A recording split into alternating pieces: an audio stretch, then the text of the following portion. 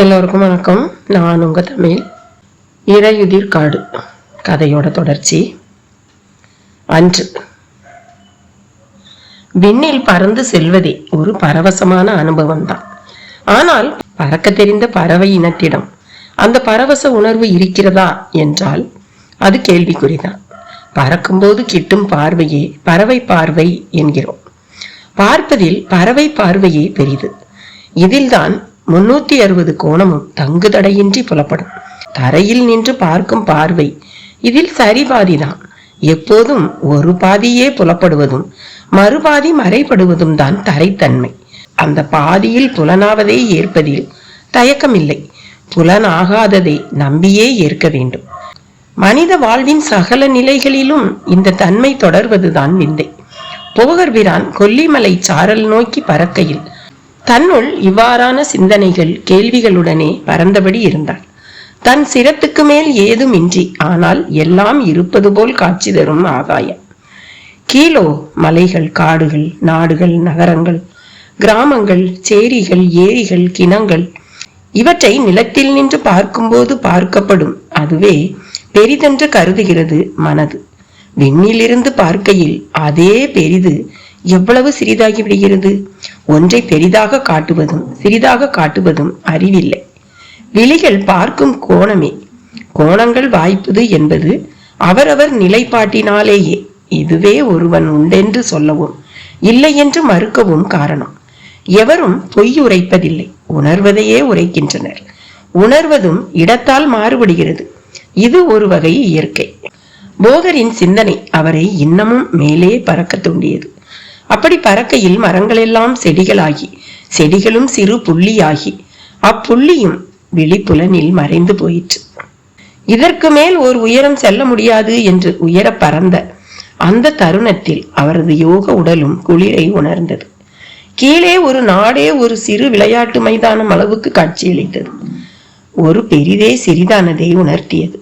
பார்ப்பதை வைத்தே காட்சி, காட்சியை வைத்தே சிந்தனை. பார்ப்பது என்பதோ இடம் சார்ந்தது.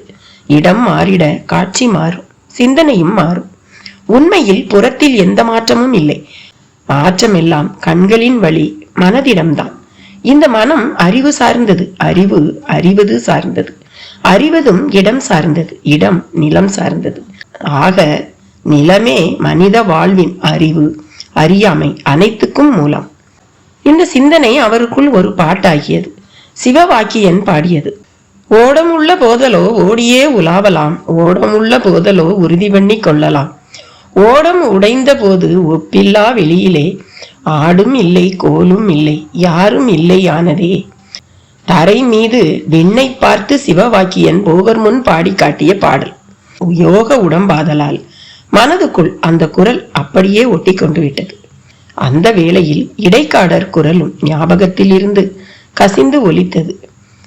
அது சிரத்தில் கூந்தல் கற்றை பறக்கையில் சிந்திக்க தோதாகவும் இருந்தது. அஞ்ஞானம் போயிற்று என்று தும்பி பரபர, மானந்தங் கண்டோம் என்று தும்பி பரபர, மெஞ்ஞானம் வாய்த்ததென்று தும்பி பரபர, மலைமேல் ஏறிக்கொண்டோம் என்று தும்பி பரபர. ஆகா, என்ன ஒரு பாடல், என்ன ஒரு உணர்த்தல்! இது மட்டுமா? பாம்பாட்டி சித்தரும் தன் பாட்டினை போகருக்குள் ஞாபகத்தில் கசியச் செய்தார். சீறுபுலி யானையாளி சிங்க முதலாய் சிற்றடிக்கு குற்றேவல் செய்ய சொல்லுவோம், வீறு பெரும் கடவுளை எங்களுடனே விளையாடச் செய்வோம் என்று ஆடு பாம்பே. புலி, யானை, யாழி, சிங்கம் என்ற விலங்கின் உணர்வுகள் சமயத்தில் மனிதனுக்குள்ளும் புகுந்துவிடும். அதற்கு அவன் மட்டும் காரணம் இல்லை, அவன் வாழும் நிலமும் சூழலும் தான் காரணம். இந்த உணர்வுகள் கடவுளுடன் விளையாட தடையாக உள்ளவை. ஒரு சித்தனால் மட்டுமே இந்த விலங்குகளை வேட்டையாடி கடவுளுடன் விளையாட முடியும். அப்படி விளையாடினால் அவனே சித்தன். அந்த வெட்டவெளி பறத்தல் போகருக்குள் பரமானந்த பறத்தலாக இருந்தது. நவவாசன சிலை எனும் செயற்கரிய செயல் செய்த அந்த உணர்வு அவர் சித்தத்தை அசைத்தபடியே இருந்தது. ஒரு செயல், அதன் வெற்றி தோல்வி எல்லாம் தன்னை உணராத மானிடர் போக்கு. தன்னை அறிந்தவர்க்கோ அது ஒரு அசைவு, அவ்வளவே. அதற்காய் மனம் மகிழ்கிறது என்றால் சித்தம் பூரணமாய் சித்திக்கவில்லை என்றே பொருள். போகர் தனக்கும் பூரணமாய் சித்திக்கவில்லையோ என்று கேட்டுக்கொண்ட போது கொல்லிமலை வனச்சருகம் கண்ணில் பட்டது. மீன் பள்ளி ஆறும் மின்னலைப் போல நெளிந்து விழும் சீற்றலான அருவியும் அளப்பரிய பலாக்களும் வாழைகளும் அதனூடே வாசமாய் கமல்கின்ற ஏலச் செடிகளும் போகரை வரவேற்று சிறப்பிப்பது போல காற்றில் ஆடின. இவற்றினூடே ஒரு சமதளத்தில்தான் குதம்பை சித்தரின் ஆசிரம குடில் இருந்தது. குடிலில் அநேக சீடர்கள் அவரிடம் பாடம் படித்தபடி இருந்தனர். அற்புதம், நிகர்ப்பம், கும்பம் என்று எண்களுக்கான பெயர்களை சிலர் கூறியபடி இருந்தனர். முக்கால், அரைக்கால், 4 மா, 3 வீசம், 2 மா, மாகாணி, முக்காணி, காணி, அரைக்காணி, முந்திரி, இம்மி, மும்மி, அணு, குணம், பந்தம், பாகம், விந்தம், நாகவிந்தம், நுண்மணல் என்று நில அளவுகளை ஒருவன் மணலில் எழுதியபடி இருந்தான். இடையிட்ட போகரை காணவும் எழுந்து வந்து மார்போடு அணைத்து கொண்டார் குதம்பையார். வா போகா, உன் நலம் வாழ்க என்றார் நட்புடன். குதம்பி, எதற்கிந்த கணக்கு பாடம்? எதை அளக்கப் போகின்றனர் உன் சீடர்கள்? ஏன், நாளையே இவர்களும் உன்னை போல ஒரு விசேஷ சிலையை செய்யலாம். அது கணிதமயமான ஒன்றுதானே? ஆமாம் ஆமாம், இவ்வுலகில் எல்லாமே கணிதம்தான். உயர பறந்து வருகையில் ஊர்கள் சிறுத்தன முதலில், பின் பார்வையை விட்டே மறைந்து விட்டன. தூரத்திற்கேற்பவே காட்சி, காட்சிக்கேற்பவே எண்ணம், எண்ணத்துக்கு ஏற்பவே செயல். பார்த்தாயா, எல்லாமே ஒரு கணக்குக்குள் இருப்பதை என்றார் போகர். வந்திருப்பது இப்படி வியக்க மட்டும்தானா என்று கேட்டார் குதம்பையார். இல்லையப்பா, வரும் பங்குனி உத்திர நாளில் என் கொட்டாரம் உள்ள பொதினி குன்றின் மேல் தண்டபாணி நிமிர்ந்திட உள்ளான். அப்பாஷான கடவுளை பாசத்துடன் நீ வந்து வணங்கி வாழ்த்த வேண்டும் என்றார் போகர். அரிய செயல், அவசியம் வருகிறேன். இதை மானசமாய் நீ உணர்த்தி இருந்தாலே போதுமே. எதற்கு மானுடர் போல் இவ்வளவு பிரயாசை? மானுடர்கள் தானே நாமும். சித்தம் விளங்கிட போய் சித்தன் என்றானதால் மானுடர் இல்லை என்றாகிவிடுமா என்ன? இது மட்டும் காரணம் இல்லை. அங்கொரு கோயில் உருவான நிலையில் நான் யோக சமாதி கொண்டு இந்த யோனி உடலை உதிர்க்க விரும்புகிறேன். அதன் பின் எங்கும் ஒளியுடம்பின் சஞ்சாரமே. எனவே பூத உடலோடு பறக்க விரும்பி பறந்து இங்கும் வந்தேன் என்றார். வேறு எங்கெல்லாம் சென்று வர உத்தேசம் என்று குதம்பையார் கேட்டார். அடுத்த இடம் பொதிகை பூங்குன்றம். அங்கோர் பொட்டல் வெளியை ஆக்கிரமித்து 1000 காலத்துக்கான ஒரு அருளோட்ட செயலுக்கு விதை போட உள்ளேன். அப்படியே அகத்தியர் பெருமானை கண்டு வணங்கி சதுரகிரியை சார்ந்தொழுகும் சகல சித்தர் பெருமக்களையும் சந்தித்து கைக்குழியளவு சந்திரகாந்தக்கல் நீரினையும் பெற்றிடும் முனைப்பில் இருக்கிறேன் என்றார். பிராந்த விழிப்புக்கான மருந்தல்லவா சந்திரகாந்தம்? சரியாக சொன்னாய். என்னை சார்ந்த 3 கிளார் பெருமக்கள் சித்தம் கலங்கி கிடக்கின்றனர். பெருமதி படைத்தோர்தான். ஆயினும் சிறுமதியாய் அது மாறி ஒரு தவறை செய்ய வைத்து அவர்களை பிராந்தர்கள் ஆக்கிவிட்டது. அடடே, பாதகம் இல்லை. சித்தன் சார்ந்தோர் எத்தனை சிக்கலில் வீழ்ந்தாலும் மீள்வர் என்பதல்லவா உண்மை. சந்திரகாந்த துளி நீர் என் வசம் உள்ளது, நான் தருகிறேன் என்றார் குதம்பையார். இமயத்தில் 100க்கு 100 இக்கல்லால் ஆன கூரை கொண்ட ஆலயமும் அதன் நீர் சுரக்கும் பாகத்தில் ஈசனாரின் லிங்க திருமேனியும் உள்ளது. நவநாயக சித்தர் பெருமக்கள் எழுப்பிய கோயில் அது. அங்கு நான் சென்ற சமயம் நீ எனக்கு தந்த விசித்திர கண்ணாடி குடுவையில் அதை பிடித்து வந்தேன். அதை கொண்டு மன நோய்க்கான குளிகைகளை ஆக்க உத்தேசித்திருந்தேன். பிறகு கூட நான் அதை ஆக்கிக் கொள்கிறேன். இப்போது நீ அதை கொண்டு செல் என்று ஒரு கண்ணாடி குடுவையை கொண்டு வந்து தந்தார். அதில் இளநீல நிறத்தில் சந்திரகாந்த கல் நீர். நன்றி குதம்பி. அருவி பெருகி கிடக்கின்றதே, அடாத மழையோ? ஆம், ஸ்தூலம் துறக்கப் போகிறாய். எனவே நீராடி செல். உடம்பு தரும் சுக அனுபவத்தை விட்டு விடாதே. சரியாக சொன்னாய். இப்போதே செல்கிறேன். வரட்டுமா? புறப்படு. முகூர்த்த வேளையை அறிந்து நானே வந்து சேர்கிறேன் என்று குதம்பையார் விடை தர போகரும் மீண்டும் விண்ணில் பறக்க தொடங்கி அருவி கண்டு அதில் மூழ்கி திளைத்து பின் பொதிகை சென்று அங்கும் பான தீர்த்தத்தில் விழுந்து புரண்டு அப்படியே சித்தன் பொட்டல் வழிக்கு சென்று அங்கோர் குகை புலத்தில் இளைப்பாரி இறுதியாக சதுரகிரி சென்று அகத்தியர் முதல் சகல சித்தர் பெருமக்களையும் கண்டு பொதினியம்பதி எனும் பழனியம்பதி குறித்து கூறி உத்திர நாள் குறிக்கப்பட்டுள்ளதை கூற காலகண்டர் என்பவர் முன்வந்து, அன்றுதான் அங்காரகனின் மைய கதிர் அம்மலை மேல் விசையோடு பாய்கிறது.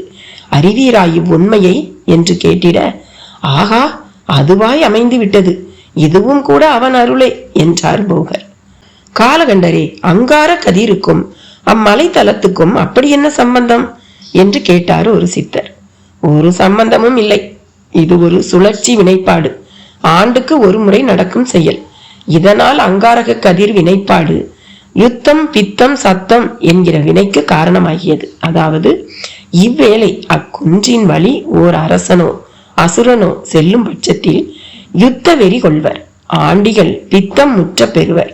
சராசரி மாந்தர்கள் கோப வயப்பட்டு அமைதி இழந்து மனதில் இரைச்சல் சப்தம் கொள்வர்.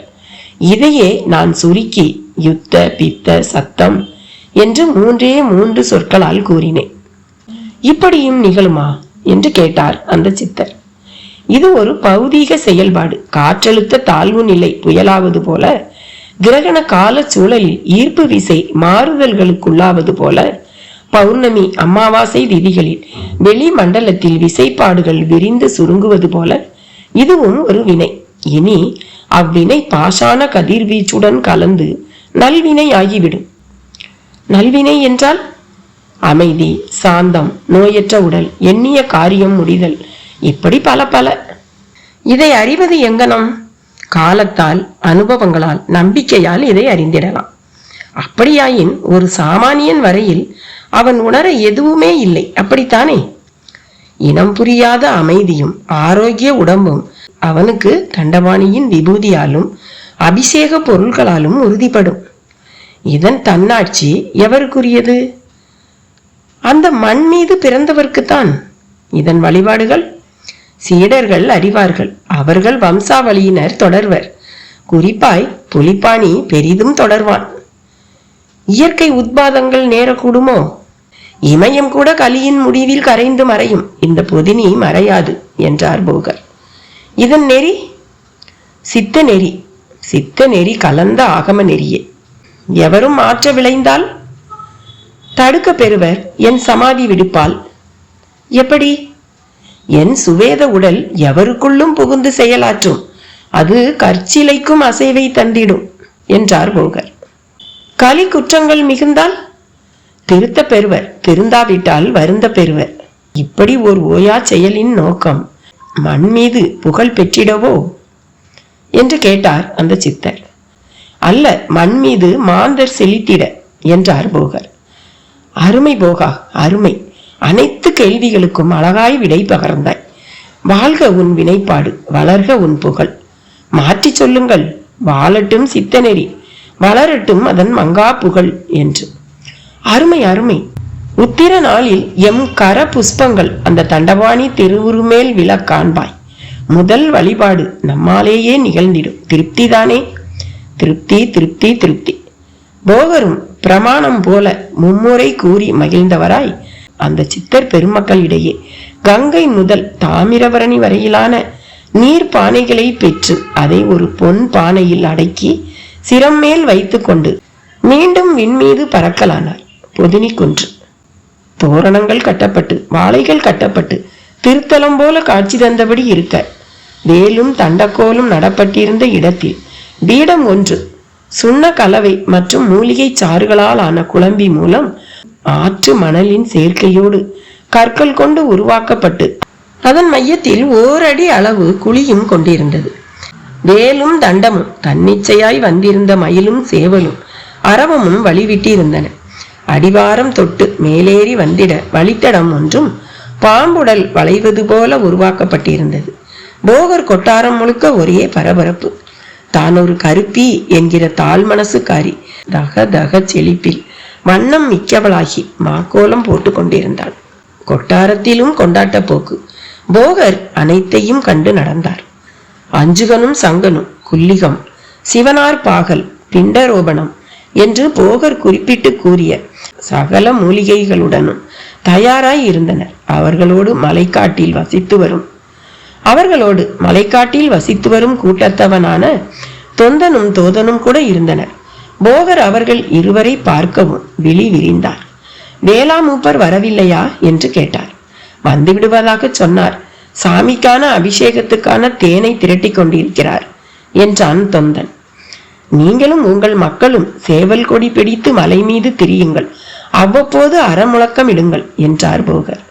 குறவை கூத்து, வேலன் வெறியாடல், குன்ற குறவை என்று வெறியோடு களத்தில் நிகழ்வுகள் தொடங்கட்டும் என்று மலை மக்களையும் பெண்களையும் பார்த்து சொன்னார். ஆவினன்குடி முழுக்கவும் செய்தி பரவி ஜனத்திரள் பொதினி குன்றை சுற்றி சூழத் தொடங்கியது. உத்திர பெருநாளும் வந்தது. இன்று திவ்ய பிரகாஷின் உடல் அதிர்ந்ததோடு திரும்பி கடந்து சென்ற காரையும் பார்த்தார். தீட்சிதரும் பானுவும் சென்ற காரின் பின்புறமும் கார் என்னும் பளிச்சென பார்வையில் பட்டன. அது ஒரு இனோவா வெண்ணிற கார். மீண்டும் பார்வையை திருப்பியவரை ஜெயராமனும் விடவில்லை. என்ன சார், ஷாக்கான மாதிரி தெரிஞ்சதே. ஆமா மிஸ்டர் ஜெயராமன், அந்த பெட்டி நினைப்பாவே இருந்த எனக்கு அந்த காரோட வாஷிங் ஒரு ஷாக்கு தான். எனக்கு ரிலேட்டடா ஏதாவது அதுல இருக்கோ என்னவோ. அப்படி இருந்தா உங்களுக்கு ஷாக் அடிச்ச மாதிரி இருக்குமா? ஜெயராமன் கேட்டார். ஆமா, ரொம்ப சென்சிட்டிவான பாடி என்னோட பாடி. என்ன ஆனாலும் எங்க இருந்தாலும் காலையில 3 மணியில இருந்து 4 மணி வரை பிராணாயாமம், யோகாசனம், சிரசாசனம்னு தயாராகிடுவேன். அப்புறமா மனோநாச பயிற்சி. அப்படின்னா எந்த எண்ணங்களும் இல்லாதபடி மனசை சுத்தப்படுத்தி காலியா ஒரு பெட்டி மாதிரி வச்சுக்கிறதுக்கு பேர் தான் மனோநாசம். அதனால என்ன பயன்? மனோசக்தி அதிகரிக்கும். உடல் வலிமையை போல 100 மடங்கு அதிகமானது மனோசக்தி. அந்த சக்தி தான் நான் குழம்பாம தெளிவா செயல்படவே காரணம். ஒரு உச்சபட்ச மனோசக்தி படைச்சவரால ஒரு இரும்பு கம்பிய பார்வையாலேயே வளைக்க முடியும் என்றார் திவ்ய பிரகாஷ். ஃபாரின்ல சில மேஜிக் ஷோக்கள் பார்த்திருக்கேன். அது ஏதோ ட்ரிக்குன்னு தான் நினைச்சிருந்தேன். புரியாதத ட்ரிக்குன்னு சொல்றது எப்பவும் நம்ம பழக்கம் ஜெயராமன். ஒண்ணு மட்டும் உறுதி, அந்த காருக்குள்ள ஏதோ இருக்கு. ஒருவேளை அது அந்த டெல்லி ஜோசியர் காரா இருக்குமோ? ஏன்னா அவர் தானே எம்பி சார்பில் பெட்டிக்காக அலையிறவரு. இருக்கலாம். நம்ம நோக்கம் இப்போ அந்த ஜமீன் குடும்பத்துக்கு உதவி செய்யறது தானே. ஆமா, அவங்களுக்கு உதவி செய்யற சாக்குல போகர் சித்திரை பார்க்கறதும் தான் என் நோக்கம் என்று ஜெயராமன் சொல்லவும், பரவாயில்ல ஜெயராமன், நீங்க நம்ப தொடங்கிட்டீங்க. அரவிந்தனும் ஓகே தான், ஆனா பாரதி தான் நடக்கிற எல்லாத்தையும் நாம் தப்பாவே நினைக்கிறா. சொல்ல போனா அந்த சந்தேக புத்திய அவளோட எச்சரிக்கை உணர்வையும் நேர்மையையும் பார்த்துதான் நானே வேலைக்கு எடுத்தேன். ஒரு ஊழல் விஐபி பேர் வழி கேள்வி பதில் பகுதியில தன்னை பற்றி கொஞ்சம் பாசிட்டிவா எழுத சொல்லி பாரதிக்கு தூண்டில் போட்டுக்கிட்டே இருந்தாரு. பாசிட்டிவா எழுத சொன்ன விஷயமும் உண்மையானதுதான். அந்த நபர் ஒரு ஆதரவற்றோர் இல்லத்துக்கு 10 லட்சம் டொனேஷன் கொடுத்திருக்கார். அதை வச்சு அவரை தயாளனா காட்ட சொன்னார். அவரை தயாளன்னு சொல்ல இடமும் இருந்தது. ஆனா பாரதி மறுத்துட்டா. அவ மறுக்கவும் அவள் பிறந்த நாளை பயன்படுத்தி தங்க சங்கிலிய பரிசா கொடுத்தாரு அவர். அதை மறுத்தது மட்டும் இல்லாம, என் மனசு உங்களை நல்லவரா நினைக்கல, அதனால நான் எழுத மாட்டேன்னு அவர் முகத்துக்கு நேரா சொல்லிட்டா. மற்றவங்களா இருந்தா நிச்சயம் வளைஞ்சு கொடுத்திருப்பாங்க. ஜெயராமன் சொல்லவும் கேட்கவே சந்தோஷமா இருக்கு. இந்த வயசுக்கு இது அசாத்தியமான அறம். பாரதி கடவுளை நம்ப தேவையே இல்லை. அவளுடைய அறம் கடவுளா அவள் வரையிலிருந்து அவளுக்கு துணை நீக்கும். ஜெயராமனும் திவ்ய பிரகாஷ்ஜியும் பேசியபடியே குற்றாலத்துக்குள் நுழைந்தனர். முன்னதாக அரவிந்தன் பாரதியின் காரும் ஜெயராமனின் ஏற்பாட்டில் சாந்த பிரகாசும் சாருவும் தங்கியிருந்த ரிசார்ட் கெட் ஹவுஸின் இன்னொரு கட்டடத்தின் முன் நின்றது. பாரதி இறுக்கமாய் இருந்தால், தூக்க கலக்கம் வேறு. பின்னாலேயே அவர்கள் காரும் வந்து நின்றது. இறங்கினார்கள். அரவிந்தன் அடக்க முடியாதபடி கோணல் மூக்கோடு கொட்டாவி விட்டான். கை கடிகாரத்தை பார்த்தனர். மணி 8:30. அரவிந்தன், பாரதி, உங்க 2 பேருக்கும் ஒரு ரூம், எங்களுக்கு ஒரு ரூம். அதிகபட்சம் 1 மணி நேரத்துல நாம ரெடி ஆகிறோம். அதுக்கு பிறகு அந்த சாந்த பிரகாஷ் சார போய் பார்க்கிறோம். திவ்ய பிரகாஷ் கசின்கிறதால ஒரு எமோஷனலான சந்திப்பாதான் இது இருக்கும். பிறகு அவங்களோட சேர்ந்து அந்த சித்தன் பொட்டலுக்கு போறதுதான் நம்ம பிளான். ஓகே? ஜெயராமன் பிசிறின்றி சொல்லி முடித்தார். காத்திருந்த கெஸ்ட் ஹவுஸ் ரூம் பாய்ஸ் ஓடி வந்து லக்கேஜ்களை எடுத்து சென்றனர். பாரதி வாயே திறக்கவில்லை. அறைக்குள் நுழைந்து அழகான சோபாவில் விழுந்தவளா தன் கைபேசியில் வாட்ஸ்அப்பை திறக்கலானாள். பாரதி, பாரதி, உன்னைத்தான். காது கேக்குது அரவிந்த், சொல்லுங்க. இப்படி இறுக்கமா இருந்தா என்ன அர்த்தம்? எனக்கு இங்கே நடக்கிற எதுவும் பிடிக்கலன்னு அர்த்தம். இது ஒரு ரேர் ஆப்பர்ச்சுனிட்டி. கிட்டத்தட்ட ஒரு மாசமா எவ்வளவு எக்ஸ்பீரியன்ஸ் யோசிச்சு பாரு. இப்ப அதோட உச்சகட்டத்துல இருக்கும். அப்கோர்ஸ் கொஞ்சம் வித்தியாசமான அனுபவம் தான். ஆனா எனக்கு என்னமோ ஒரு 500 வருஷம் பின்னாடி போயிட்ட மாதிரியே இருக்கு என்றாள் பாரதி. அது உன் பாயிண்ட் ஆஃப் வியூவை பொறுத்தது. எனக்கோ ஆடிட்டர் சாருக்கோ நிச்சயமா அப்படி இல்லை. நம்ம நாடு, அப்புறம் இந்த சித்தா தியரி, இதெல்லாம் நிச்சயம் பொய்யோ ஏமாற்றோ இல்லை பாரதி. சரி, இங்கே நம்ம அசைன்மெண்ட் என்ன? அவங்க அந்த பெட்டியை ஒப்படைக்க வந்திருக்காங்க. நாம அவங்களுக்கு உதவ போறோம். அந்த சமயத்துல சித்தர்களை சந்திக்க போறோம். சரி, சந்திச்சு என்ன? சந்திச்சுன்னு சாதாரணமா கேட்டுட்ட. இப்ப நம்ம கிட்ட அந்த ஏடுகளோட போட்டோ காப்பி இருக்கு. அவ்வளவும் அசாதாரணமான விஷயங்கள். நான் அதுல சில பக்கங்களை படிச்சு பார்த்தேன். ஒண்ணுமே புரியல. அது புரியணும்னா சித்தர்கள் நமக்கு உதவணும். இதெல்லாம் நடக்கும்னு நீங்க நம்புறீங்களா அரவிந்தன்? நம்பாமலா நம்ம இவ்வளவு தூரம் வந்திருக்கோம். அரவிந்தன், முதல்ல நீங்க பெட்டியை திறந்ததே தப்பு. அதை விலைக்கு வாங்கிட்டதால அது தப்பு இல்லைனாலும் உள்ள இருந்ததையெல்லாம் போட்டோ எடுத்ததும் நேர்மை இல்லாத காரியம்தானே.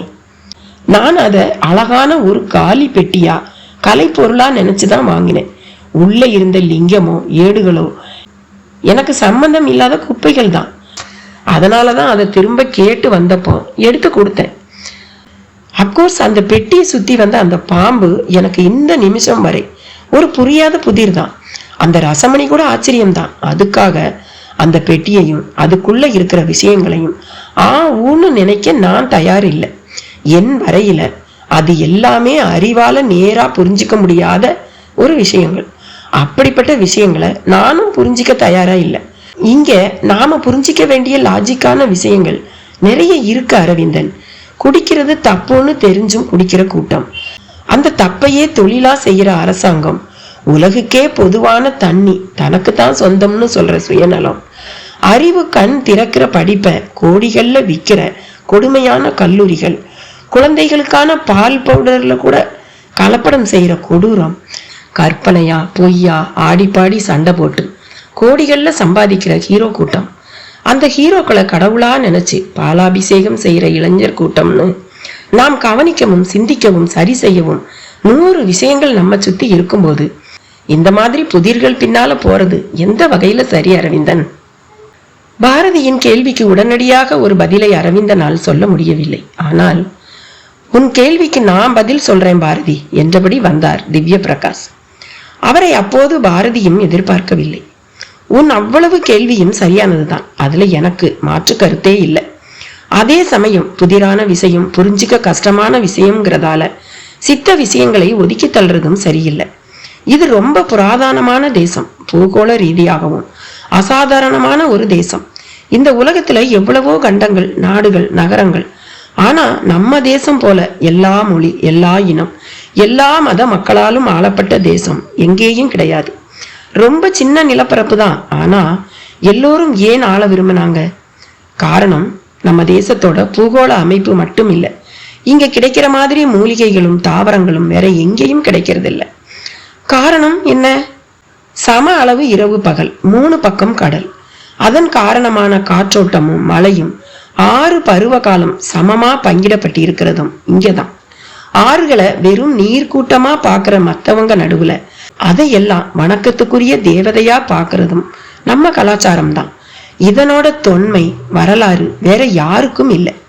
இதுல சித்தர்கள் தங்களுக்குள்ள தங்களை கண்டறிஞ்சு எது வாழ்க்கைங்கிறதுக்கு இலக்கணம் வகுத்தவங்க. இன்றைய விஞ்ஞானம் ரொம்ப பாராட்டுக்குரியதுதான். அதை விட பல மடங்கு பாராட்டுக்குரிய ஒரு வாழ்க்கைய இங்க ஒரு தமிழன் வாழ்ந்திருக்கான். 2000 வருஷத்துக்கு முந்தையே 2 வரியில ஒரு ஏழை புலவன் மனித வாழ்வோட எல்லா சிக்கல்கள் கேள்விகளுக்கும் திருக்குறள்ல அசைக்க முடியாதபடி தீர்வு சொல்லி இருக்கான்னா இது எவ்வளவு பெரிய சமுதாயமா இருந்திருக்கணும். யோசிச்சியா?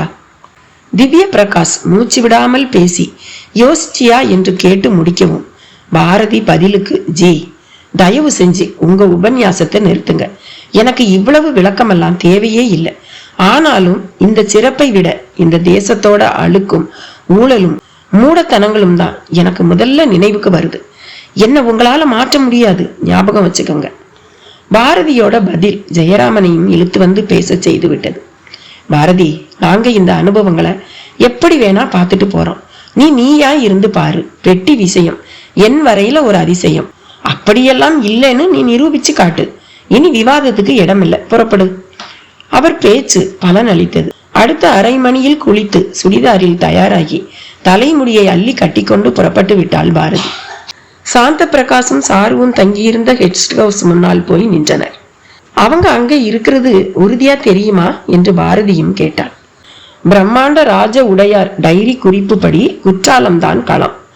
அவரே இங்க வந்து புலியருவி பக்கமா போய் சில மலை மக்கள் உதவியோட தான் சித்தன் பொட்டலுக்கு போயிருக்கார். தென்காசிக்கு அப்புறம் இங்க இருக்கிற லாட்ஜுகள்ல அவங்க பேர்ல ரூம் புக் ஆகல. இந்த கெஸ்ட் ஹவுஸ்ல ஆயிருக்கு. அதனாலதான் அங்க இங்க சுத்தாம நேரா வந்திருக்கோம் என்று பாரதி மேற்கொண்டு பேச இடமின்றி சொல்லி முடித்தான் அரவிந்தன். என் கசின் பிரதருக்கு என்னை பார்க்க ஷாக்கா இருக்கும். இருந்தாலும் பரவாயில்ல, கமான். உள்ளே அவர்கள் புக முனைந்த போது எதிரில் சாவி கொத்தோடு வந்த ஒருவன், யார் நீங்க என்பது போல பார்த்தான். இங்க சாந்த பிரகாஷ்னு ஒருத்தர் தங்கி இருக்காருல்ல, அவர் காலையில 8 மணிக்கெல்லாம் காலி பண்ணிட்டு போயிட்டாரே. அப்படியா? ஆமா, செக் அவுட் பண்ணிட்டே போயிட்டாங்க. எங்க போனாங்கன்னு தெரியுமா? அவங்க வர்ற சித்ரா பௌர்ணமிக்கு வன யாத்திரை பண்ண வந்திருக்காங்க. அவங்களை சடையன்கிற ஆட்டுக்காரன் தான் மேல கூட்டிட்டு போயிருக்கான். சித்ரா பௌர்ணமிக்கு நாள் இருக்கே, அவங்க மேல போய் எங்க தங்குவாங்க? அங்க ஒரு கூட்டம் இப்படி வர்றவங்கள மொட்டையடிக்க திரியிறாங்க. சடையனும் அவங்கள ஒருத்தன் தான். மலை மேல கூடாரம் போட்டு தங்கிக்கலாம், மான் வேட்டையாடலாம், தேன் பிழியலாம்னு கண்டதையும் சொல்லி ஆசை காட்டி கூட்டிட்டு போயிடுறாங்க. நாங்க போனா பார்க்க முடியுமா? ஏன் முடியாம? துணைக்கு ஆள் அனுப்பவா? தாராளமா, எங்களுக்கு ரொம்ப உதவியா இருக்கும். நம்ம பையன் ஒருத்தனை அனுப்புறேன், ஒரு நாள் சம்பளம் 500 ரூபா கொடுத்துருங்க. அதுக்கு என்ன, கொடுத்துட்டா போச்சு என்றதும் அந்த மனிதன் ஒரு காக்கி டிராயரும் சட்டையும் அணிந்த செம்பூரான் என்பவனை அனுப்பிவிட்டு சற்று ஒதுங்கி போனில் யாருடனோ பேசலானா. ஐயா, நீங்க சொன்ன மாதிரியே 4 பேர் வந்தாங்க, அவங்கள நான் திசை மாத்தி அனுப்பிட்டேங்க என்றான். அன்று பங்குனி உத்திர பெருநாள். பொதினிக்கு மேலான வான்பரப்பில் கிஞ்சின்றும் மேகங்கள் இல்லை.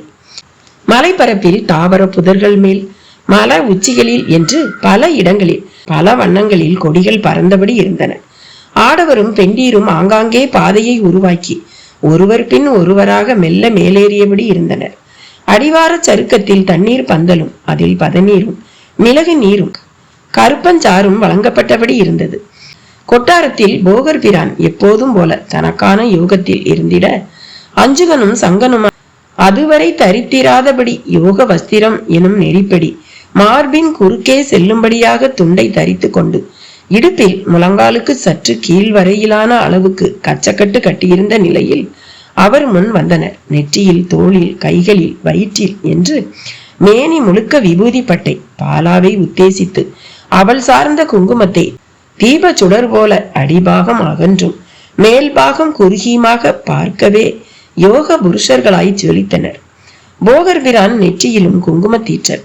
அது அவர் வரையில் நெற்றி கண்ணாகவே சுடர்விட்டது. அஞ்சுகன் சங்கனை காணவும் புன்னகைத்தார் போகர். அந்த வேளை கிளார்கள் மூவரும் கூட சங்கன் அஞ்சுகன் போலவே உடை உடுத்தி முகத்தில் விபூதி குங்குமம் துலங்கிட வந்து நின்றனர். அவர்களை சந்திரகாந்த கல் நீரும் பெரிதொரு மூலிகைகளும் குணப்படுத்தி விட்டிருந்தன. அவர்களிடம் ஒருவித அமைதி. கிளார் பெருமக்களே, தாங்களும் தயாராகி விட்டீர்களா? ஆம் பிரானே, அரிய நாள், அரிய நிகழ்வு. தங்கள் பெரும் கருணை எம்மை குணப்பாடடைய செய்துவிட்டது. தாங்கள் சற்று கடிது முயன்றால் சித்தர்களாகி விடலாம். தங்கள் உடம்பில் உங்கள் மனநலம் பொருட்டு நான் தந்த மூலிகை மருந்துகளுக்கு அப்படி ஒரு சக்தி. தாங்கள் சிறிது முயன்றால் கூட போதும், தங்கள் மனமானது தங்களுக்கு அடங்கி கட்டுப்பட்டு விடும். நாங்களும் முயல்கிறோம் பிரானே. இப்போது நாங்கள் உங்கள் அரிய சாதனையை கண்குளிர கண்டிடும் விருப்பத்தில் இருக்கிறோம். நல்லது, மலை மேல் எல்லா ஏற்பாடுகளும் செய்தாகிவிட்டது தானே? தங்கள் சொற்படி சகலமும் செய்தாகிவிட்டது. மகிழ்ச்சி, வாருங்கள் செல்லலாம்.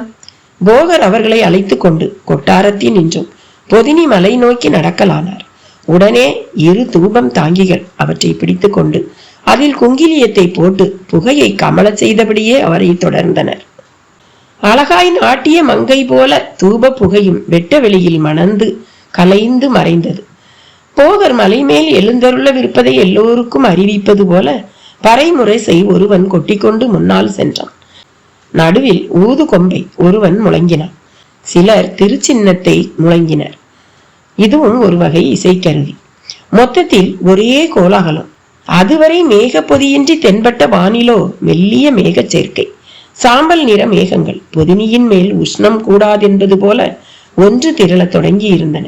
பொதினி சூழ் சிற்றரசர்களுக்கோ சேர சோழ பாண்டிய மண்டலாதிபதியர்களுக்கோ போகர் அழைப்பு விடுக்கவில்லை. சுற்றுப்புறம் எல்லாம் கூட ஆர்வத்தில் வந்தவர்களே. முதலில் வானம் பார்த்த கோயிலாக வேத ஆகமங்கள் ஏதுமின்றி சித்த சாத்தியத்தால் மட்டும் தண்டபாணி நிமிர்ந்து நின்றால் போதும். பின் காலத்தால் ஒவ்வொன்றும் தானாய் வந்து சேர்ந்திடட்டும். அந்த வேளை ஆகமங்களும் வந்து சேரும்.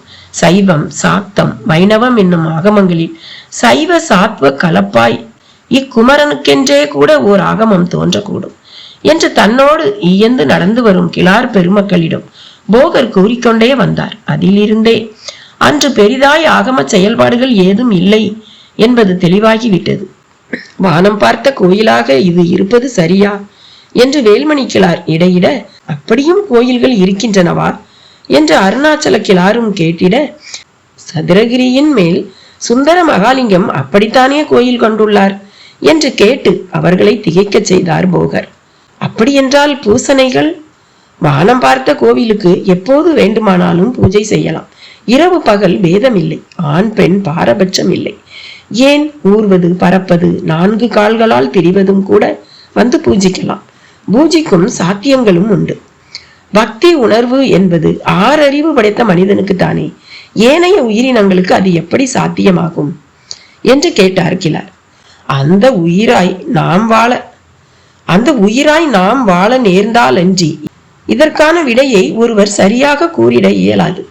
ஆனால் சித்தர்களால் கூற இயலும். கூடு விட்டு கூடு பாய்வது அவர்களுக்கு சாத்தியமான ஒன்றல்லவா?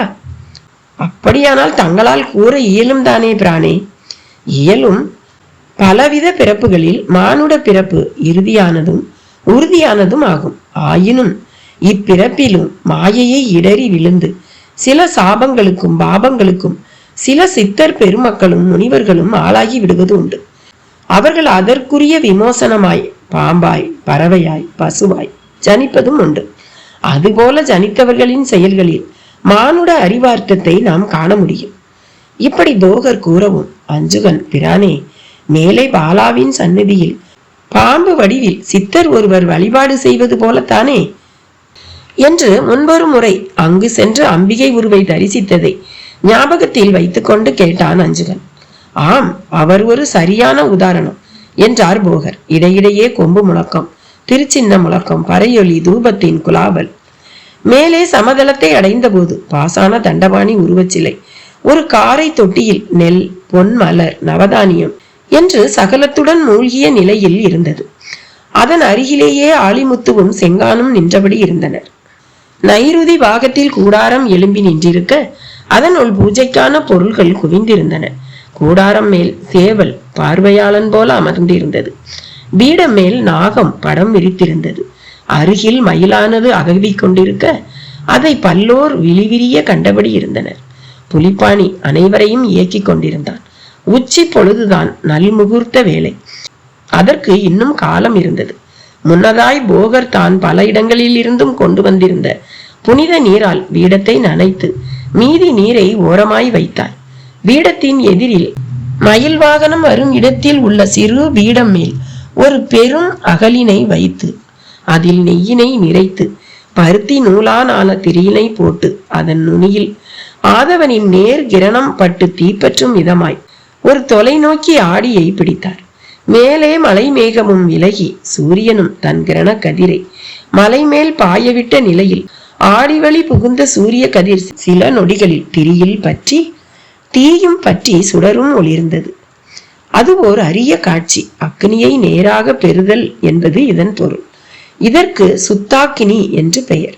இனி அதிலிருந்து பல தீபங்களை ஏற்றிடலாம். முதல் தீபமும் யாக நெருப்பும் இப்படித்தான் பெறப்பட்டன. கொட்டார ஊழியர்கள் பலர் புஷ்ப துளியில் மலர்களை நிரப்பி இருந்தனர்.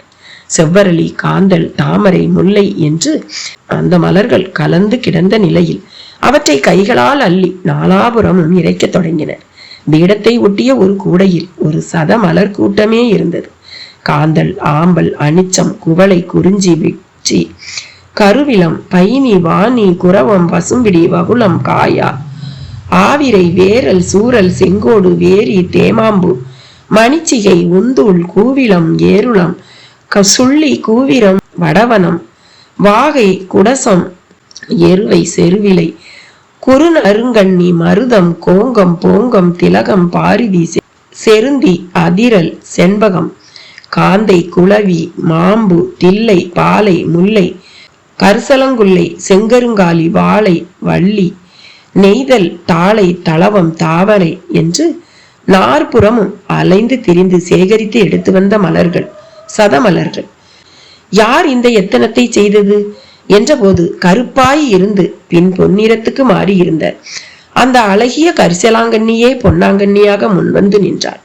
அடடே, நீயா? அரிதான காரியத்தை செய்திருக்கிறாய். இந்த முருகனின் அருளால் பல தலைமுறைகள் தலைப்போடு வாழ்வாயாக என்றார். அப்படியே சுற்றி எல்லோரையும் பார்த்தார். அத்தனை பேரும் சாமானியர்கள். அவர்கள் வாழ்வில் ஒரு வாழ்வாங்கு வாழப்போகும் விஷயத்தை காணப்போகின்றனர். யாரையும் போகர்பிரான் வெற்றிலை பாக்கு வைத்து அழைக்கவில்லை. எந்த அரசனுக்கும் ராஜகுருவாய் இருந்து அவர்கள் உதவியோடு இதை சாதிக்கவும் இல்லை. இது ஒரு சித்தனின் பிரத்யேக முயற்சி. அதிலும் விபரீதம் நேர்ந்தாலும் நேரும் எனும்படியான ஒரு முயற்சி. அதுவரையில் உலகில் சிலைகள் என்பவை கல், மரம், மண் மற்றும் ஏனைய உலோகங்களால் மட்டுமே உருவாகியுள்ளன. இந்த பாஷாண கலவையோ புதிது. இது கல்லையும் உலோகத்தையும் விஞ்சியதா அல்லது எஞ்சியதா என்பதை பொருள் பரிசோதனையாய் செய்து பார்த்ததில் விஞ்சியே நிற்கிறது. அருள் பரிசோதனை இன்றுதான் ஆரம்பம். அதற்கான காலம் ஒரு மண்டல காலம், 27 நட்சத்திர காலம், அதன் உள்ளீடாக 12 ராசிகளின் அம்சம், இவற்றை ஒட்டுமொத்தமாய் தன்வசம் கொண்ட 9 கோள்களின் தன்மை ஆக 48 நாட்கள் எனும் கால அளவில் அந்த அருள் பரிசோதனை ஆரம்பம். இன்று அதன் முதல் நாள் என்றவர் விண்ணை பார்த்தார். அப்படியே புலிப்பாணியையும் பார்த்தார். புலி, ஆசானே, இந்த உத்திர நாளில்தானே செவ்வாய்க்கோளின் கதிர் மிக நேரிடையாக இங்கே படுகிறது? ஆமாசானே, அதன் வினைப்பாடு மிக கொடியது. சனி, செவ்வாய் எனும் 2 பகை கோள்களின் சங்கமத்தால் நிலநடுக்கம், கடல் கொந்தளிப்பு, பூகம்பம், பெரும் தீ விபத்து போன்றவை உருவாகி பேரழிவு ஏற்படும். அதற்கான சாத்தியங்களும் தெரிகின்றன.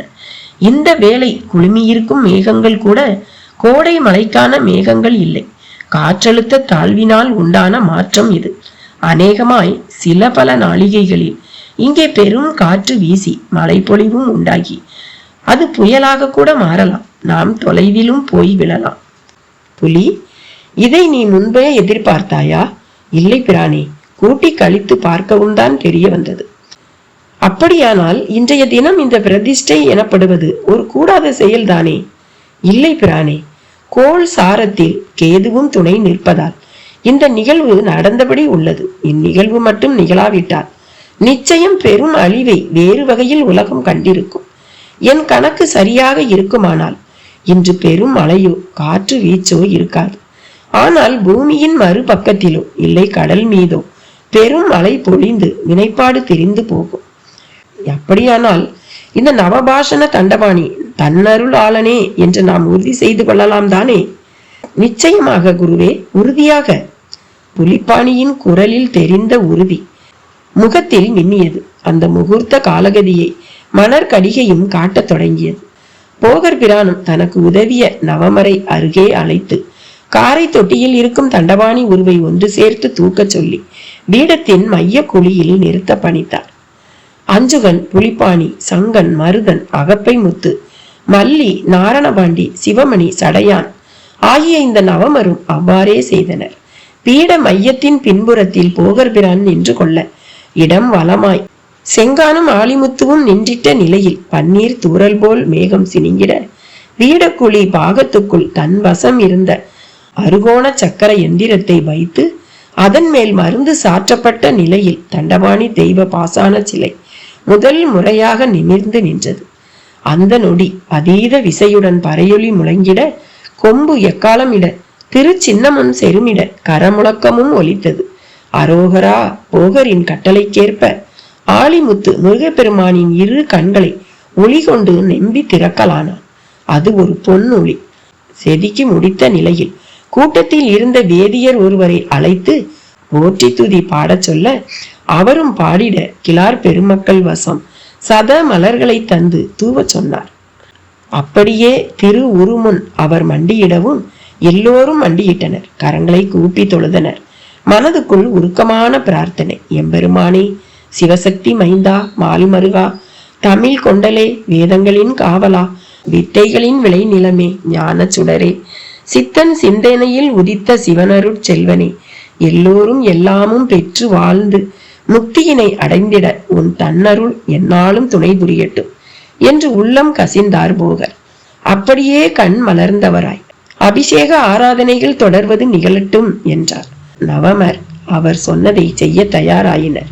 பாலும் தேனும் கருப்பஞ்சாரும் இளநீரும் ஆறாக ஓடி அந்த நவபாஷான மேனியை குளிர்விக்க அங்கே பல பல சித்தர் பெருமக்களும் வரத் தொடங்கினர். போகர் கரம் பற்றி வாழ்த்தினர். உச்சமாய் கற்பூர தீபம் காட்டப்பட்ட சமயம் கலகலவென்ற சிரிப்போடு பாலாவின் பிரவேசமும் நிகழ்ந்தது. கிளார்கள் தாங்கள் ஒரு புது உலகில் குடிபுகுந்தார் போல உணர்ந்தனர். போகா, காலா காலத்துக்குமான செயலை செய்திட்டாய். கால கருணைதான் மேக தூரல். இந்த நாவல பூமி நீங்களாய் எங்கேயும் மழையும் புயலுமே.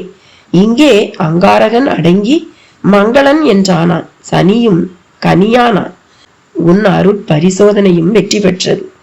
இனி இந்த தலம் நல்ல வழி தரும், நல்லருள் பொழில் தரும், அழியா மொழி தரும், காலமெல்லாம் உன் புகழும் நிலைத்திருக்கும் என்றால் அந்த அருட்கண்ணி. ஆமோதிப்பது போல பெரும் குரல் எடுத்து அகவியது மயில். சேவலும் கொக்கரித்தது. சர்வமோ சிலை பீடத்தின் காலடியில் படம் விரித்து பார்த்தது. போகரின் நெஞ்சுக்குள் ஓர் இனம் புரியாத இதம். அந்த வேலை ஞாபகத்துக்கு வந்தது அந்த நவபாசான ஜெகவலலிங்கம். அதன் அருட்பயணத்துக்கு ஒரு வழியை கண்டாக வேண்டுமே என்று. புயல் காற்றோடு அதிசயமாக கோடைமலை கொட்டியதில் குற்றாலத்தில் நல்ல நீர் பெருக்கு. வெள்ளை புறவிகள் நுரை உடம்போடு பாய்ந்து வருவது போல இருந்தது. அந்த கற்பனை பொய்யில்லை என்பது போல சாந்த பிரகாஷ் முதுகின் மேல் திமுதிமு வென்று சப்தம். நீர் புறவிகள் அவன் முதுகின் மேல் ஓடின. அமெரிக்காவிலும் அருவிகள் உண்டு, ஆயினும் இந்த குற்றாலம் போல் ஆகாது என்றொரு எண்ணம் தோன்றிய நிலையில் போதும் என்கிற உணர்வோடு அருவியை பிரிந்து வந்தான் சாந்த பிரகாஷ். அவன் மட்டும்தான் குளித்தான். சாருபாலா குளிக்கவில்லை. ஆனால் சிலிர்த்திருந்தாள். தலை துவட்டி மாற்று உடை அணிந்து நிமிர்ந்த நிலையில் அவர்களின் வழிகாட்டியான சடையன், வழியில ஐயர் கடையில நெய் தோசை சாப்பிடலாங்க என்றான். நெய் தோசையா? No no, heavy cholesterol. ஐயா, இது நல்ல கொழுப்புங்க. ஒரு தோசை சாப்பிட்டு பாருங்க, 9 சாப்பிடுவீங்க என்று கோவிலுக்கு எதிர்சாரியிலான கடை தெருவின் கோமதி ஐயர் கடைக்கு போன போது நல்ல கூட்டம். பலர் நின்றபடியே விழுங்கிக் கொண்டிருந்தனர். சாம்பார், சட்னி, நெய் என்கிற கலவை வாசம் வேறு எதையும் சிந்திக்க விடவில்லை. ஒரு பிடி ரியலி வெரி டெலிஜியஸ் என்று 2000 ரூபாய் தாளை தந்திட, மீதி சில்லறையை திருப்பி வாங்கி தந்து எண்ணிக்கங்க சார் என்றான் சடையன். இடையில் சிலர் தேன் வேண்டுமா, மங்குஸ்தான் வேண்டுமா, பூச்சாங்கொட்டை வேண்டுமா என்றெல்லாம் நுணுக்கி பார்த்து அவரால் விரட்டப்பட்டனர். அவ்வளவும் பழைய சரக்கு. உங்களுக்கு நான் மலையில சாமி கிட்ட நல்ல சரக்கா வாங்கி தரேன். அமெரிக்கா போயும் நீங்க என்ன நினைச்சு சந்தோஷப்படணும் இல்ல என்றான். சாருவுக்கு அவனை மிகவும் பிடித்து விட்டது. சந்தா, இவன் ரொம்ப சின்சியரா இருக்கான். விரும்பினா நம்ம பங்களாவுக்கு கூட்டிட்டு போய் தாத்தாவுக்கு சப்போர்ட்டா இருக்க வைப்போம். அவருக்கும் வயசாயிடுச்சுல்ல என்றான். அதன் பின் அவர்களின் கார் குற்றால சாலைகளை விட்டு பிரிந்து புதிய வழித்தடம் ஒன்றில் மலையடிவாரத்தை ஒட்டியே பயணித்தது. சென்னையிலிருந்து வந்த டிரைவரையும் திருப்பி அனுப்பியாயிற்று. சடையனே காரை ஓட்டினான். நன்றாகவே ஓட்டினான். ஐயா, நான் இப்போ உங்களை அந்த சித்தன் பொட்டல்ங்கிற இடத்துக்கே கூட்டிட்டு போறேன். ஆனா நீங்க அங்க யார பார்க்கணும், என்ன பார்க்கணும்னே சொல்லல. சொன்னாக்கா நான் அதுக்கு தகுந்த மாதிரி உதவி செய்யலாம் என்று காரை ஓட்டியபடியே பேசினான். பதிலுக்கு சாந்த பிரகாஷ் சாருபாலாவை பார்த்திட, சாருவும் பின்னால் திரும்பி பெட்டியை ஒரு பார்வை பார்த்தவளாக, இங்க காட்டேஜ் கிடைக்கும், அப்படி கிடைக்காட்டியும் டென்ட் போட்டுக்கலாம்னு சொன்னியேப்பா என்றாள். அதெல்லாம் சிக்கல் இல்லம்மா, வன இலாகாக்காரங்களை கொஞ்சம் கவனிச்சுட்டா மலை ஓடை பக்கமாவே டென்ட் போட்டுக்க விடுவாங்க. ஆனா ராத்திரியில நெருப்பு கும்பா போட்டுக்கணும். சமயத்துல யானைங்க எல்லாம் வரலாம், தைரியமா இருக்கணும். நெருப்பு கும்பான்னா அதாம்மா, இந்த சினிமாவில எல்லாம் கூட வருமே, நெருப்ப மூட்டி சுத்தி உட்கார்ந்து குளிர் காய்வாங்களே. ஓ, கேம்ப் பயரா? அதேதாங்க. ஆமா, எவ்வளவு நாளைக்கு இங்க தங்க உத்தேசம்? சித்ரா பௌர்ணமி ராத்திரியோட சரி. அப்போ போகர் சாமியை பாக்குறது தான் உங்க திட்டமா? அவன் மிக நேராகவே கேட்கவும் ஒரு வினாடி திகைப்பு இருவரிடமும். என்னங்க, நான் ஏதாவது தப்பா கேட்டுட்டேனா? இல்ல, சரியாத்தான் கேட்டிருக்க. ஆமா, போகர் 12 வருஷத்துக்கு ஒரு முறை காட்சி தருவாருங்கிறது உனக்கெல்லாம் எப்படி தெரியும்? இந்த மலைக்காடு தான் எங்களுக்கு எல்லாமேங்க. பல தலைமுறைகளா இருக்கும், தெரியாம போகுங்களா? அதுலயும் நீங்க பெட்டியோட வந்திருக்கீங்க, எப்படிங்க தெரியாம போகும்? பொட்டியோடன்னா பொட்டிய சாமி கிட்ட ஒப்படைச்சிட்டு அவர்கிட்ட விபூதி வாங்கிட்டு திரும்பி பார்க்காம போகணுங்கிறதும், பொட்டிய போகர் சாமி வேற ஒருத்தருக்கு கை மாத்தி விடுவாருன்னு கேள்விப்பட்டிருக்கேன். இந்த பொட்டி அதுக்கு தானே. நான் எங்க முன்னோர் எழுதின டைரியை பார்த்து தெரிஞ்சுக்கிட்டத நீ சாதாரணமா சொல்றியேப்பா, வியந்தாள் சாரு. கார் மலைப்பாதையில் சென்றபடி இருக்க சாரு அப்படி ஒரு கேள்வியை கேட்டபோது வழியில் ஒரு பெரிய பாறாங்கல் காரை நிறுத்த சடையன் இறங்கினான். அதை அகற்ற முற்பட்ட போது பக்கவாட்டு புதர்களில் இருந்து சரசரவென்று முகமூடி அணிந்த சிலர் கையில் துப்பாக்கியோடு காரை சூழ்ந்து கொண்டனர். எல்லாம் சில நொடிகளில். சடையன் ஐயா என்ன விட்டுருங்க என்று அங்கிருந்து ஓடத் தொடங்க ஒரு முகமூடிக்காரன் டிக்கியை திறக்க சொல்லி பெட்டியை தொட்டு தூக்கினான். நோ, அதை மட்டும் தொடாத, எவ்வளவு பணம் வேணும்னாலும் கேள், பிளீஸ் அதை தொடாதே, அலறினாள் சாரு. அவர்கள் காதிலேயே வாங்கி கொள்ளவில்லை. பெட்டியை தூக்கி கொண்டு புதர்களில் புகுந்து மறைந்தே போனார்கள். சாந்த பிரகாசுக்கும் சாருவுக்கும் எல்லாமே ஒரு கனவு போல இருந்தது. அந்த வேளையில் ஒரு வாகனம் வரும் சத்தம் அவர்கள் இருவரையும் கூர்மையாக்கியது. அவர்கள் வந்த அதே வழியில் ஒரு வேன் அவர்களை பார்க்க வேனும் நின்றது. வேனுக்குள் பாரதி, அரவிந்தன், ஜெயராமன், திவ்ய பிரகாஷ். டிரைவிங் சீட்டில் செம்பூரான் என்கிற அந்த காக்கி அரை டவுசர்காரன்.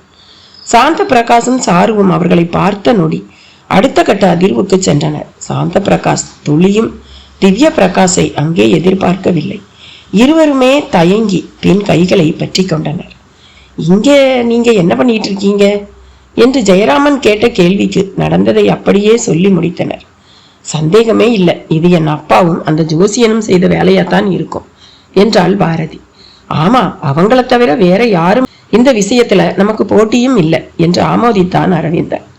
உங்களை பார்க்கவும் எச்சரிக்கவும் நாங்க ரொம்பவே முயற்சி செஞ்சோம், ஆனா அது கைகூடி வரல என்ற பாரதி ஒரு வினாடி கைகளை சொடுக்கி கொண்டு அவர்களையே ஒரு மாதிரி பார்த்தார். இப்படி பார்த்தா என்ன அர்த்தம்? ஆமா, எப்பவுமே பொட்டியோடவே இருக்குமே அந்த ஸ்னேக் என்று கையை பாம்பு போல அசைத்து காட்டினாள். நாங்க பெட்டியோட கிளம்பிட்டோம், அதை நாங்க மைண்டே பண்ணல என்றான் சாந்த பிரகாஷ். சரி, எந்த பக்கம் போனாங்க, எப்படி போனாங்க என்று திவ்ய பிரகாஷ் தன் திறமையை காட்ட தயாரானார். இதோ இந்த பக்கம் என்று சரிவை காட்டினான் சாந்த பிரகாஷ். அவரும் அந்த வழியில் இறங்கி சில அடிகள் நடந்தார். கீழே ஒரு இடத்தில் ஒரு கர்ச்சீப் கிடந்தது. எடுத்தபடியே நிமிர்ந்தவர் அதை ஊடுருவினார். தலையையும் உதறி கொண்டார். ஆமா, வந்தவங்க மொத்தம் 6 பேரா? அப்படித்தான் நினைக்கிறேன். கருப்பு துணியால முகத்தை மூடி இருந்தாங்களா? எக்ஸாக்ட்லி. திவ்ய பிரகாஷ் பார்வை அடுத்து வேன் டிரைவர் செம்பூரான் பக்கம்தான் திரும்பியது. உனக்கு அவங்கள தெரியும் தானே என்று நறுக்காக கேட்டார். அவன் முகத்தில் கண்ணாடி தட்டியது போல ஒரு நொறுங்கல். படபடப்போடு என்ன சாமி சொல்றீங்க நீங்க என்றான். இல்ல, உனக்கு அவங்கள நல்லா தெரியும், நீ இப்போ அவங்கள நினைச்ச. அதுல ஒருத்தன் பெயர் கூட அழகு முத்துவா? இல்ல, அழகு சுந்தரம். திவ்ய பிரகாஷின் அந்த பெயர் அவனை விளவிளக்க செய்து விட்டது. சாமி, நீங்க இந்த ஊரா என்றான் அடுத்து. அழகு சுந்தரம் தானே? அவர் அழுத்தமாக கேட்ட மறுநொடி அவனும் அங்கிருந்து தலைதெறிக்க ஓடத் தொடங்கினான். ஒரு அம்பு போல புதர் ஒன்றுக்குள் புகுந்தவன் இந்த மலையில் எனக்கு தெரியாத இடமே இல்லை என்பது போல ஓடி மறைந்தே போய்விட்டான். இனி நாம இங்க நிக்கிறதுல எந்த பிரயோஜனமும் இல்லை. வெட்டி இங்க இருந்து நிச்சயமா சென்னைக்கு திரும்ப போகுது. அநேகமா வழியில ஒரு காரை பார்த்தப்போ என் உடம்புல ஒரு தாக்கம் ஏற்பட்டதா சொன்னேன் இல்லையா, அந்த கார்ல தான் இந்த பெட்டியை கடத்தினவங்க வந்திருக்கணும் என்றார் திவ்ய பிரகாஷ். ஸ்டில் அந்த கார் நம்பர் கூட நல்லா ஞாபகம் இருக்கு. அது சென்னை ரிஜிஸ்ட்ரேஷன் கார் தான், TN014002. அந்த ரெஜிஸ்ட்ரேஷனை வச்சே கூட வந்தவங்களை கண்டுபிடிக்க முடியும் என்று அவர் தொடரவும் பாரதி முதல் முறையாக அவரை சற்று பிரமிப்போடு பார்த்தாள். சாருவோ கண்கள் கலங்கி இறுகி போயிருந்தாள். எல்லாம் நல்லபடியாக நடந்து முடிய போகிறது என்று எண்ணிக்கொண்டிருந்தவளுக்கு பேரிடி. சாரு, நீ ஃபீல் பண்ணாத, நாம எந்த தப்பும் பண்ணலையே என்று அவள் கண்ணீரை துடைத்தான் சாந்த பிரகாஷ். நாம பண்ணல சந்தா, ஆனா நம்ம தாத்தா பண்ணிட்டார். பெட்டிய ஒப்படைக்காமலேயே அவர் காலமானதுதான் பிரச்சனையே. நம்ம யார்கிட்டையும் சொல்லக்கூட இல்லை. ஒருவேளை அவர் ஒப்படைக்கவே விரும்பாம கூட இருந்திருக்கலாமோன்னு தோணுது. அதோட மதிப்பு தெரிஞ்சவங்களுக்கு நிச்சயம் ஒப்படைக்க தோணாது. அதோட வேல்யூ அப்படி என்றான் அரவிந்தன். இருக்கலாம், அதுக்கு மதிப்பு பல 1000 கோடியா கூட இருக்கலாம். ஆனா அதையெல்லாம் விட ஒரு குருவோட அருளும் அவர் நம்பிக்கையும் ரொம்ப பெருசு. அந்த நம்பிக்கைக்கு ஒரு துரோகத்தை நம்ம தாத்தா செஞ்சிட்டாருன்னு தான் நான் நினைக்கிறேன். எனக்கும் அதுல கொஞ்சம் பங்கு இருக்கு இல்லையா? அந்த பாவமும் குருவோட கோபமும் தான் உன் மகன் ஒரு திருநங்கையா மாற காரணம் சந்தா என்று திவ்ய பிரகாஷ் அமெரிக்காவில் இருக்கும் ஆகாஷ் வரை தொடரவும் சாந்த பிரகாஷ், அது உங்களுக்கு எப்படி தெரியும் என்பது போல அகண்ட விழிகளோடு பார்த்தான். சாருவுக்கோ உடம்பு நடுங்கவே ஆரம்பித்து விட்டது. எப்போ உன்னை பார்த்தேனோ அப்பவே என் மதியுகரணி செயல்பட தொடங்கிடுச்சு. ஆகாஷ் என்ன வீட்டுல கை காலில் கட்டோடு கிடக்குறானா? பிரதர், எப்படி இவ்வளவு சரியா கேட்க முடியுது உங்களால? சாந்த பிரகாஷ் கேள்வி முன் காரில் இருந்த தன் பிரீப் கேஸில் இருந்து ஓர் ஏட்டுக்கட்டை வெளியே எடுத்து காண்பித்தார் திவ்ய பிரகாஷ். அதன் முகப்பில் மதியூகரணி என்கிற வளைவெழுத்தும் கீழே எண்ணத்தின் வண்ணமே திண்ணமாய் வாழ்வு என்கிற ஒரு விளக்க வரியும் சாந்த பிரகாஷை மட்டுமல்ல பாரதியை கூட ஒரு உலுக்கு உலுக்கியது. பாரதி அந்த கட்டை வாங்கி உற்று பார்க்கலானாள். இது அந்த பெட்டியோட ஐட்டங்கள்ல ஒண்ணு. இதோட சக்திக்கு நானே சாட்சி. இந்த மாதிரி பெட்டிக்குள்ள பல சித்த சங்கதிகள். உச்சமா அந்த சிவலிங்கம். விஞ்ஞானம் மெஞ்ஞானம் இரண்டுமே சம அளவு கலந்த ஒரு சித்த ஞானம் தான் அவ்வளவுமே. திவ்ய பிரகாஷின் விளக்கம் ஜெயராமனையும் சிலிர்க்க செய்து இப்போ நாம அடுத்து என்ன செய்ய போகிறோம் என்று கேட்க செய்தது. நமக்கு இப்ப கூட அவகாசம் நிறைய இருக்கு. சித்ரா பௌர்ணமிக்கு இன்னும் 4 பகல் பொழுது இருக்கு. சென்னைக்கு போய் பெட்டி இருக்கிற இடத்த கண்டுபிடிச்சிட்டா திரும்ப வந்து தாத்தா செய்ய தவறின இல்ல செய்ய முடியாம போயிட்ட அந்த கடமைய நாம செஞ்சிடலாம். எனக்கு ஒரே ஒரு லட்சியம்தான், சாந்த லிங்கத்தை பூஜிக்கணும், சமாதி சித்தி அடைஞ்சிட்ட போகர் பிரானை தரிசிக்கணும். அடுத்த நிமிஷம் என் உயிர் போனாலும் சந்தோஷம்தான் என்று தெளிவாக பேசினார் திவ்ய பிரகாஷ். இவங்க அப்பா கைக்கு அது போயிட்டா மலைப்பாம்பு வாயில விழுந்த ஆட்டுக்குட்டி மாதிரி தான் அதுவும். நம்மளால மீட்க முடியுமா? அரவிந்தன் சந்தேகம் பொங்கி வழிய கேட்டான். அது மட்டும் எங்க அப்பா கிட்ட இருந்தா அது அவர்கிட்ட இருந்து வாங்கி கொடுக்கறது என்னோட பொறுப்பு. அரவிந்தன், உங்களுக்கு அந்த சந்தேகமே தேவையில்லை என்றாள் பாரதி. பெட்டி அங்கே போக எப்படியும் 12 மணி நேரமாவது ஆகும். நடு வழியில நம்மால அதை தடுத்து நிறுத்த முடியாதா என்று ஒரு புதிய கோணத்தை காட்டி கேட்டார் ஜெயராமன். வேண்டாம், தடுக்க வேண்டாம், அவரை கையும் களவுமா பிடிக்கணும், புறப்படுங்க என்று பாரதியிடம் ஒரு சத்திய ஆவேசம். தீட்சிதர் வீடு. காரிலிருந்து உதிர்ந்த பானுவும் நீலகண்ட தீட்சிதரும் லிங்கத்தோடு கூடிய ஏட்டுக்கட்டுகளுடன் சர்பமண்டி பானையுடனும் உள்ளே நுழைந்தனர். பானைக்குள் நாகம் புரள்வதையும் சீர்வதையும் தீட்சிதரின் கைகள் நன்றாகவே உணர்ந்தன. நெடு நேரம் வைத்திருக்கவும் முடியாது. மிக வேகமாக செயல்பட்டாக வேண்டிய ஒரு தருணம். பானுவிடமும் ஏடுகளோடு ஓடிவிடும் ஒரு துடிப்பு. அவை அவள் வரையில் ஏடுகள் அல்ல, பல 100 கோடி ரூபாய். அன்று அந்த நவபாசான ஜெகவலலிங்கம் நினைவுக்கு வரவும் இந்த உத்திர நாளில் அதுவும் அபிஷேக ஆராதனைக்கு ஆட்படுவது சிறப்பாகும் என்று அவருக்கு தோன்றியது. அந்த எண்ணத்தோடு தண்டபாணி சிற்பம் இருக்கும் பீடத்துக்கு இடது பக்கமாய் தென்மேற்கு மூலை நோக்கி நடந்தவர் அங்குள்ள ஒரு சிறு மட்டப்பாறை மேல் அமரலானார். உச்சி சூரியன் மேற்கில் சரிய தொடங்கி இருந்தான். போகரின் உதவியாளர்களில் ஒருவனான கம்பண்ணன் சில வகை சித்திரான்னங்களை செய்து அவற்றை விநியோகிக்க தொடங்கி இருந்தான். அதை வாங்கி உண்பதற்கு பலரும் தயாராக இருக்க நவமரும் ஆளிமுத்துவும் செங்கானும் கிளாறு பெருமக்களோடு போகர் அமர்ந்த அந்த தென்மேற்கு பாகத்துக்கு வந்து அவர் எதிரில் நின்றனர். வானில் திரும்பவும் மென்மேக பந்தல், இதமான கவரி வீச்சு போன்ற காற்று. எல்லோரும் அமருங்கள் என்றார் போகர். புலிப்பாணி மட்டும் அமராமல் நின்றபடியே இருக்க மற்றவர்கள் அமர்ந்தனர். போகரின் பெரும் விருப்பம் பூர்த்தியாகிவிட்டது. செயற்கரிய ஒரு செயலை செய்து முடித்தாயிற்று. உத்திர நாள் காரியங்கள் உத்திரம் போலவே காலத்துக்கும் தாங்கி நிற்கும். அதிலும் அன்றைய உத்திரம் உத்பாதகம் நீக்கிய உத்திரம். விண்மேல் புதிதாய் பறவை கூட்டம். மாவிலை தொட்டு தெளித்தார் போல மலைத்தூரல். மிக மிக இதமான சூழல். அந்த வேளையில் அஞ்சுகன் மட்டும் ஒரு சரிவில் இருந்து மனோன்மணி தாயின் சிலாரூபத்தை தலைமேல் சுமந்தபடி அவரை நோக்கி வந்து கொண்டிருந்தான். அந்த பொதினி குன்றின் மேல் சந்தன மரம் ஒன்றின் கீழ் நாக சித்தரால் வணங்கப்பட்டு வந்த அருள் தேவதை. என்ன அஞ்சுகா, நாக சித்தர் இதை என்னிடம் ஒப்படைக்க பணித்து விட்டாரா என்று போகர் கேட்க, பின்னாலேயே நாகசித்தர் ஒரு சிறு சிவலிங்கத்துடன் கமண்டலம், தண்டம், ருத்ராட்ச மாலைகள், சிறு திரிசூலம் என்று ஏராளமான பொருள்கள் சகிதம் வந்தபடி இருந்தார். வந்தவர் சகலத்தையும் போகர் முன் வைத்து போகரையும் வலம் வந்து வணங்கினார்.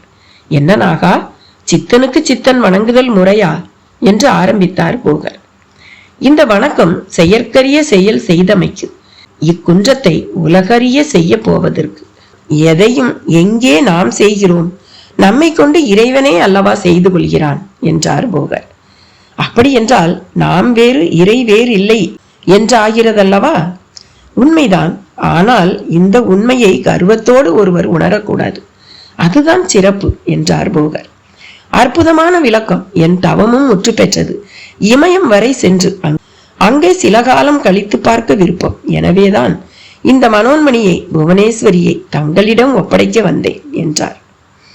இந்த சிவலிங்கம், இதையும்தான். இவை இரண்டும் ஒரு நாள் கூட பூஜை காண தவறியதில்லை. உங்களிடமும் தவறாது என்று நம்புகிறேன் என்றார். சிவவாக்கியன் இருந்தால் உன் பேச்சை கேட்டு கைகொட்டி சிரிப்பான்.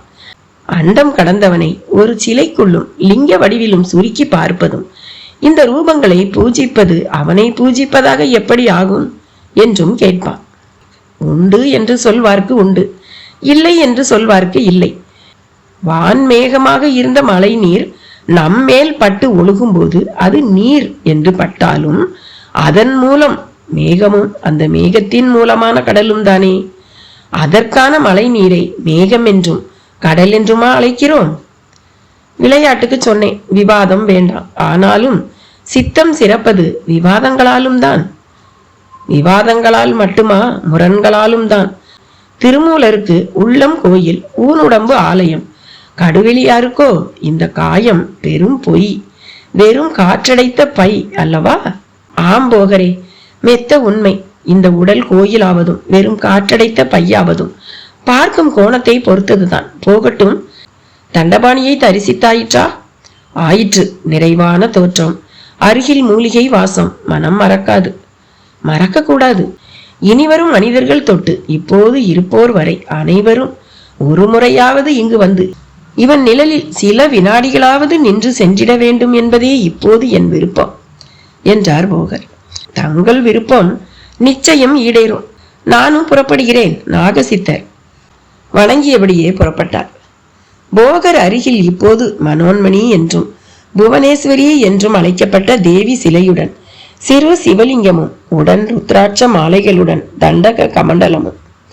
அவற்றை அங்கேயே வைத்த போகர் எல்லோரையும் பார்த்து, விரைவில் நான் இங்கே சமாதியில் ஆழ்ந்திடப் போகிறேன்.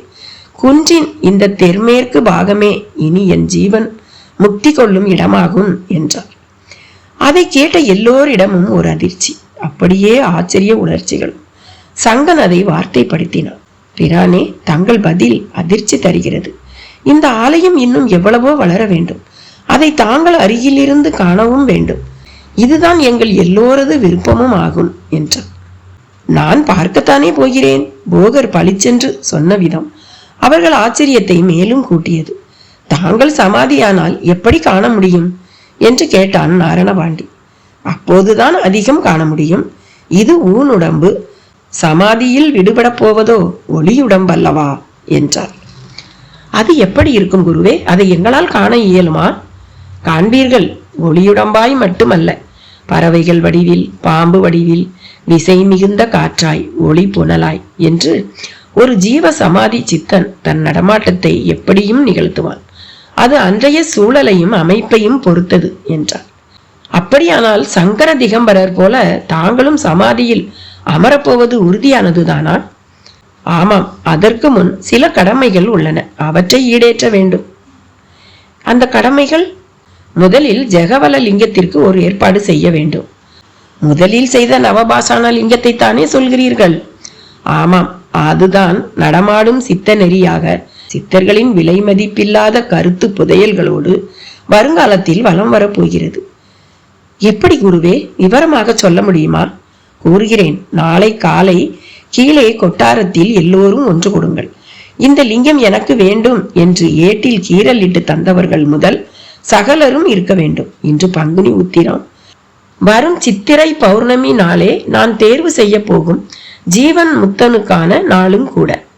குருவே, உங்கள் பேச்சு புதிராக உள்ளதே. ஆம், புதிர்தான். இந்த லிங்கம், அதன் வினைப்பாடு என்று எல்லாமே புதிர்தான். புதிராக இருப்பதே சிறந்தது. தெளிவாக இருப்பது சித்த ஞானத்துக்கு ஏற்றதல்ல. இங்கே இந்த தண்டபாணிக்கான வழிபாடுகள் நெறிகளை எழுதியே தந்திருக்கிறேன். பாசான பொருள்களுக்கு வெப்பம் கக்கும் தன்மை உண்டு.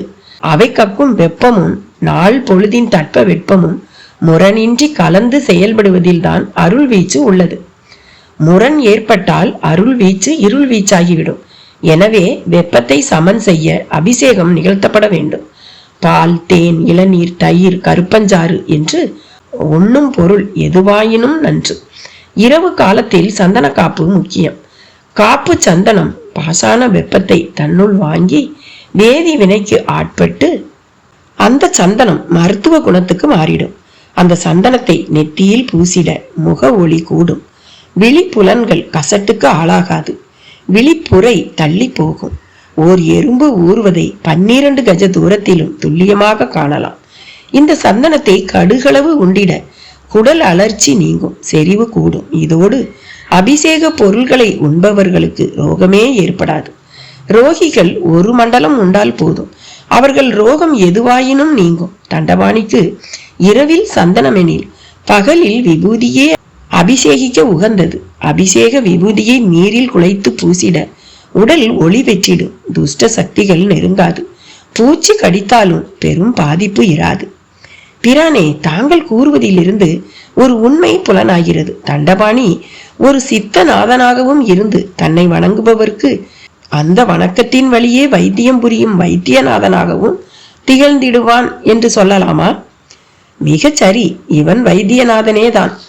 என் மூல நோக்கும் அதுதான். இவனை காண வருவோர்க்கு ரோக விடுதலை கிடைக்கும் யோக மனம் வாய்க்க வேண்டும். இதுவே என் விருப்பம். குருவே, நாளை இதனால் ரோகிகள் மட்டுமே வந்து செல்லும் ஒரு வைத்தியசாலை போல இந்த சன்னதி ஆகிவிட்டால் என்ன செய்வது? வாய்ப்பே இல்லை. இவனை காண ஒரு விதிப்பாடு உண்டு. இவன் அருள் பெற புண்ணிய கணக்குண்டு. மலை மேல் ஏறி வந்திட ஒரு ஆரோக்கியமும் தேவை. பெரும் பாவத்தால் ரோகிகள் ஆனவர்கள் இந்த மலை அடிவாரத்தில் தவம் இருந்தாலே தரிசனம் வாய்க்கும். குருவே, உலக மாந்தர் அத்தனை பேரும் வந்து செல்ல வேண்டும் என்று கூறினீர்களே. உலக மாந்தர் அத்தனை பேரும் ஆரோக்கியமாக திகழ விரும்பி அவ்வாறு கூறினேன். ஆயினும் உலக மாந்தர் அனைவரும் அறிந்தவனாய் ஏதோ ஒரு வகையில் அம்மாந்தரோடு தொடர்புடையவனாய் இந்த தண்டபாணி திகழ்ந்திடுவான். இந்த தலத்தில் இனி அநேக அருள் விளையாட்டுகள் நடந்திடும். குருவே, தாங்கள் அதை சூட்சம வடிவிலிருந்து கண்காணித்தபடியே இருப்பீர்களோ? கண்காணித்தபடி என்பதை விட கண்குளிர கண்டபடி எனும் பிரயோகமே சரி என்றார் போகர். அப்படியானால் தங்கள் ஜீவனுக்கு முக்தியே கிடையாதோ? இந்த தலத்தில் இவனையொட்டி சமாதி யோகத்தில் இருப்பதே ஒரு வகை முக்திதான் அப்பா. அதற்கு ஏதேனும் கால அளவு உள்ளதா குருவே? இப்போது அதற்கு எனக்கு விடை தெரியவில்லை. வரும் காலத்தில் தெரிய வரக்கூடும். இந்த தலத்தால் வேறு என்னவெல்லாம் நிகழ்ந்திடும் குருவே? குன்றையொட்டி நகரம் உருவாகும். நகரை ஒட்டி கிராமங்கள் தோன்றிடும். சித்த நெறியை பின்பற்றும் ஒரு கூட்டத்தவர் பல்வேறு பெயர்களால் தோன்றுவர். மண்ணாளும் அரசர்க்கு தண்டபாணி தோன்றா துணையாய் திகழ்வார். அலட்சியம் புரிவோர் அவிந்து அடங்குவர். அதர்மமாய் நடப்பவரும் அவதிக்கு ஆளாவர். தீரா ரோகம் பரம்பரைக்கே தோன்றி வாட்டும். யாத்திரை புரிவோர் ஆனந்த நித்திரை கொள்வர். தன்னை அறிய விரும்பும் ஞானியர்க்கு இந்த தண்டபாணி ஏதோ ஒரு வழியில் ஞானகுருவாய் திகழ்ந்து வழிகாட்டுவான். போகரின் விளக்கம் கிளார் ஒருவரை ஒரு விசித்திரமான கேள்வியை கேட்க செய்தது. பிரானே, பாலைக்குமரி பாலா முதல் நாகச்சித்தர் வரை மேலும் பல சித்தர் பெருமக்களையும் உங்களின் இந்த செயல்பாட்டால் நாங்கள் தரிசித்தோம். சீரும் சர்ப்பம் சுருண்டும் கொக்கரிக்கும் சேவல் மருண்டும் மயிலானது அகவியும் திரியும் அதிசயத்தையும் கண்டோம். சிலைக்குரிய தண்டபாணி தெய்வமாம் எம் முருகப் பெருமானை நாங்கள் கண்ணார காணவியலாதா? இங்கே கோயில் கொண்ட அந்த பெருமானின் அருள் வடிவை காலத்தால் தான் உணரவியலுமோ? கிளாரின் கேள்வி போகரையே சற்று சிந்திக்க வைத்துவிட்டது. அமைதியாக கிளாரை உற்று நோக்கியவர், உங்கள் கேள்வி அவன் காதில் விழுந்திருக்கும். அதற்கு பதில் கூற வேண்டியவன் அவன்தான். கூறிடுவான் என்று நான் நம்புகிறேன் என்றார். அந்த பதிலோடு எழுந்தவர், நான் கொட்டாரம் செல்கிறேன், இரவு பூஜைக்கு வருவேன், காப்பு சந்தனம் தயாராக இருக்கட்டும் என்றார். அதை கேட்ட கிளார்கள் மூவரும், பிரானே, காப்பு சந்தனத்தை இன்று நாங்கள் எங்கள் உபயமாக அளிக்க விரும்புகிறோம் என்றனர். முதல் காப்பு உங்களுடையதாக இருக்க வேண்டும் என்பது உங்கள் விருப்பமோ என்று கேட்டார் போகர். ஆமாம் குருவே, நாளை அதை நாங்கள் திரும்ப பெற்று சென்று எங்கள் உற்றார் உறவினர்கள் சகலருக்கும் தந்து இவன் அருளுக்கு அவர்களும் பாத்திரமாகிட விரும்புகிறோம் என்றனர். நல்ல எண்ணம், அப்படியே செய்திடுங்கள் என்றபடியே புறப்பட்டார். மாலை நேரம். கிளார் பெருமக்கள் தங்கள் மனைகளில் சந்தனக்கட்டையை அம்மியிலும் கல்மேடைகளிலும் தேய்த்து அரைத்து அந்த சந்தன விழுதை ஒரு யானை கவளம் போல உருட்டி வெள்ளி பேழை ஒன்றில் வைத்து எடுத்துக்கொண்டு புறப்பட்டனர். கிளார் பெருமக்களின் மனைவியர், பிள்ளைகள் மற்றும் உற்றார் உறவினர் அவர்களை தொடர்ந்தனர். அடிவாரத்தை அவர்கள் அடைந்த வேளை போகரும் வந்தபடி இருந்தார். பின் அவரோடு சேர்ந்தே புறப்பட்ட போது மலைக்குன்றின் வழித்தடத்தில் ஒரு இளம் பாலன் கோவணதாரியாக கையில் கோலுடன் அதே சமயம் உடம்பெல்லாம் கொப்புளங்களோடு வந்தபடி இருந்தான். உடம்பில்தான் கொப்புளம், முகத்தில் ஒரு ஜோதி பிரகாசம். அந்தி சூரியனின் மஞ்சள் வெயில் பட்டு அவன் உடலில் ஒரு விசேஷ பிரகாசம். கழுத்தில் ஒரு ருத்ராட்சமும் தரித்திருந்தான். சிரத்தில் தலைப்பாகை. அப்படி ஒருவனை அவர் கொட்டாரத்தில் பார்த்ததே இல்லை. ஒருவேளை அண்மை ஆவினன்குடியைச் சேர்ந்தவனோ? மனதில் ஓடிய கேள்வியோடு போகர் அவனை பார்த்திட அவன் சற்று பெருமூச்சு எறிந்தவனாக, உங்களை தேடித்தான் மேலே சென்றேன் என்றான். யாரப்பா நீ என்று கேட்டார். என் பெயர் சித்தகுரு, நான் ஒரு ஆண்டி என்று சற்று முகம் சுளித்தான்.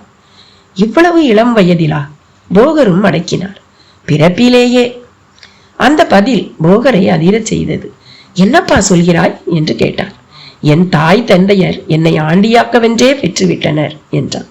பிள்ளையை அரசனாக்க வல்லவா எப்போதும் பெற்றோர் என்பவர் விரும்புவர் என்று கேட்டார் போகர். என்னை ஆண்டிகளுக்கு அரசனாக்கி விட்டனர் என்று வைத்துக் கொள்ளுங்களேன். யாரும் எதிர்பாராத பதில் அவனிடம். ஆமாம், இது என்ன மேலெல்லாம் கொப்புளம்? அக்கினி கொப்பளம். அதுவும் நான் மேலே செல்லவும் தான் ஏற்பட்டது. உடம்பும் கொதிக்கிறது. பூசிக்கொள்ள சந்தனம் இருந்தால் குளிர்ந்து விடும், கிடைக்குமா என்று கேட்டான். அந்த கேள்வி கிளார் பெருமக்களை ஒரு இடி இடித்தது. கைவசம் பேழையில் சந்தன உருண்டை தெரியவும், அடடே, கையோடு கொண்டு வந்து விட்டீர்களே, உங்களுக்கு ஞான திருஷ்டி போலும் என்று வேகமாய் நெருங்கி வந்து அந்த சந்தன உருண்டையை எடுத்த அந்த சித்தகுரு மளமளவென்று மேனி மேல் பூசிக்கொள்ளவும் செய்தான். அப்படியே இந்த அங்காரக வெப்பம் அடங்கட்டும் என்று முணுமுணுத்தான். எல்லோரும் திகைத்து நின்றுவிட போகர் மட்டும் தடை கூறாமல் புன்னகைத்தார். முழுவதுமாக பூசிக்கொண்டவன் மீதமாய் உள்ள சந்தனத்தை கிளார் பெருமக்கள் மூவர் நெற்றியிலும் இட்டவனாய், நான் குளிர்ந்தேன், நீங்களும் குளிர்ந்து உங்கள் தமிழ் போல குன்றாய் இளமையோடு நன்றாய் இந்த மண்ணில் வாழ்வீர்களாக என்று வாழ்த்தியவனாக வருகிறேன் என்று கூறி அங்கிருந்து செல்லலானான். கிளார்கள் போகரை வெறித்தனர். கலங்காதீர்கள், மேலேறுங்கள் என்றார். எங்கள் முதல் முனைப்பு இப்படி வழிப்பறி போல கொள்ளை போய்விட்டதே பிரானே. அருணாச்சல கிளார் உதடுகள் துடித்தன. இல்லை, வந்தவனும் சராசரி மனிதன் இல்லை, அவன் பதில்களும் சராசரி பதில்கள் இல்லை. அனைத்துக்கும் விடை நாம் மேலே சென்றால் கிடைத்துவிடும், நடங்கள் என்றார். சொன்னதோடு வேகமாக மேலே ஏறத் தொடங்கினார் போகர். அவர்களும் பின்தொடர்ந்தனர். மேலே செல்ல செல்லவே சந்தன வாசம் காற்றில் கலந்து வந்தது. மேலுள்ள சமதளத்தை அடைந்து சிலை பீடத்தை நெருங்கிய போது கிளார் பெருமக்கள் உடம்பு சிலிர்த்து போனது. அந்த நவபாசான சிலை முழுக்க சந்தன காப்பு, சிரத்திலும் துணிப்பாகை, அடிவாரத்தில் தென்பட்ட சித்தகுரு அணிந்திருந்தது போலவே இருந்தது. கிளார்கள் 3 பேரும் பெரும் சிலிர்ப்போடு தண்டாயுதபாணிக்கு என்று குரல் கொடுக்க மலையேறி வந்த சகலரும் அரோகரா என்றனர். அதே சிலிர்ப்புடன் முதல் பக்தி முழக்கம் அது 8 திக்கும் விட்டு தெரித்தது. இன்று தீட்சிதரின் வீட்டில் அந்த வேளை ஒருவரும் இல்லை. அந்த வீட்டுக்கு பதஞ்சலி கிரகம் என்று பெயர். நாகதோஷத்திற்கு பரிகாரம் செய்வது, மந்திரிப்பது எல்லாம் இந்த வீட்டில்தான். வீட்டின் மத்தியில் உள்ள பிரம்ம பாகம் கூரையின்றி கம்பி கட்டப்பட்டு வானம் பார்க்க தெரிந்தது. அந்த பிரம்ம பாகத்தில் ஒரு கல் நாக பட்டிய கல், அதில் 5 தலை நாகத்தின் செதுக்கல். அக்கல் மஞ்சள் குங்குமம் பூசப்பட்டு முன்புறம் குத்து விளக்கு எரிய காட்சி தந்தது. விளக்குக்கும் முன்னால் ஆசன பலகை, அதன் மேல் அமர்ந்து கொண்டு இடப்புறமாய் திரும்பி நாகக்கல்லை பார்த்து வணங்கியபடியே தன்னை தேடி வருகின்றவர்களிடம் தீட்சிதரும் பேசிடுவார். அரவம் சம்பந்தப்பட்ட அவ்வளவு தோஷ தொடர்பு உடையோரும் எதிரில் அமர்ந்த நிலையில் பங்கு கொள்வர். சமயங்களில் அரவங்களை பிடித்து வந்து அவற்றுக்கே பூஜிக்கும் வழக்கமும் உண்டு. எனவே குடும்பம் நடத்த அந்த இடம் தோதில்லை என்பதால் நீலகண்ட தீட்சிதர் மனைவி மற்றும் பிள்ளைகள் அங்கே இல்லாமல் ஒரு அபார்ட்மெண்டில் வசித்து வருகின்றனர். அப்படிப்பட்ட பிரம்ம பாகத்தில் தான் குற்றாலம் கெட் ஹவுஸில் தன் வயப்படுத்திய அந்த நாகம் கொண்ட பானையை தீட்சிதரும் கீழே வைத்திருந்தார். பக்கத்திலேயே பெட்டியில் இருந்து இடம் மாற்றிய ஏடுகள் மற்றும் பாசான லிங்கம் கொண்ட மூட்டை. நாகமுள்ள பானைக்குள் சர்ப்பம் சீறுவதும் சுருண்டு புரள்வதும் பானை அசைவதிலும் காற்று சத்தத்திலும் நன்கு தெரிந்தது. பானுவை அந்த காட்சி பயம் கொள்ள வைத்தது. தீட்சிதர் சாமி, பானை உடைஞ்சிடாதே, எனக்கு பயமா இருக்கு என்றார். இந்த சர்ப்பத்தை பொறுத்து என்னால் எதையும் சொல்ல முடியாது. நீ கொஞ்சம் பொறுமையாக இரு. நாம கொண்டு வந்த அபூர்வ லிங்கத்துக்கு நான் பூஜைய ஆரம்பிக்கிறேன். முதல்ல நாம குளிக்கணும். திரேக சுத்தி ரொம்ப முக்கியம். குளிக்கிறதா? இப்பவா? பானு அலட்சியமாக கேட்டாள். ஆமாம், ஒரு நாள் முழுக்க பயணம் செஞ்சு வந்திருக்கோம். எனக்கு சுத்தம் முக்கியம் என்றார். அப்போ நீங்க குளிச்சுட்டு என்ன வேணும்னா செய்யுங்க, நான் கிளம்புறேன். பைத்திய மாதிரி பேசாதே, ஏன் அவசரப்படுற? அவசரப்படல சாமி, இப்போதான் நான் என் வாழ்க்கையிலேயே சரியா நடந்துகிட்டு வரேன். எங்க எம்பியும் அந்த டெல்லி சோசியரும் இப்ப தவிச்சுக்கிட்டு இருப்பாங்க. நாம டூப்ளிகேட்டை வச்சு அசலை கைப்பற்றினதும் அவங்களுக்கு தெரியாது. இப்ப நான் எங்க எம்பிய போய் பார்த்து அந்த அமெரிக்க ஜோடி இருக்கிற இடம் எனக்கு தெரியும்னு சொன்னா எம்பியின் ஜோசியரும் என்னை விட மாட்டாங்க. நான் என் உயிரை பணயம் வச்சு ஏடுகளை மட்டும் கொண்டு வரேன்னு சொல்லி என் பிசினஸை தொடங்குவேன். பானு கண்களில் கனவுகளுடன் அச்சு அசல் டிவி சீரியல் வில்லிகளை ஒற்றி எடுத்தாள். நீ என்ன வேணா பண்ணிக்கோ, இந்த லிங்கம் என்கிட்ட இருக்கிறத பத்தி மட்டும் மூச்சு விடக்கூடாது. திரும்பவும் சொல்றேன், உனக்கும் சரி எனக்கும் சரி, இனி நடக்கிற எல்லாமே நல்லபடியா மட்டுமே நடக்கணும்னா நாம லிங்க பூஜை அவசியம் செஞ்சாகணும். இந்த பூஜையும் பிரார்த்தனையும் அவ்வளவு சக்தி வாய்ந்தது. கார்ல வர்ற வழியில நான் லிங்க பூஜை தொடர்பான ஏடுகளை படிச்சுட்டு தான் வந்தேன். இப்போ இந்த லிங்கம் 31 லட்சணங்களோட இருக்கிற ஒச்ச லிங்கம். லிங்கத்தோட நெத்தியில ஒரு குழி இருக்கு பார், அதுதான் ஒச்சம். அந்த குழிய குங்குமம் கொண்டு மூடும்போது 32 லட்சணம் கொண்ட பூர்ண சக்தி லிங்கமா இது மாறிடும். அப்போ நாம கேட்கறத கொடுக்கும்.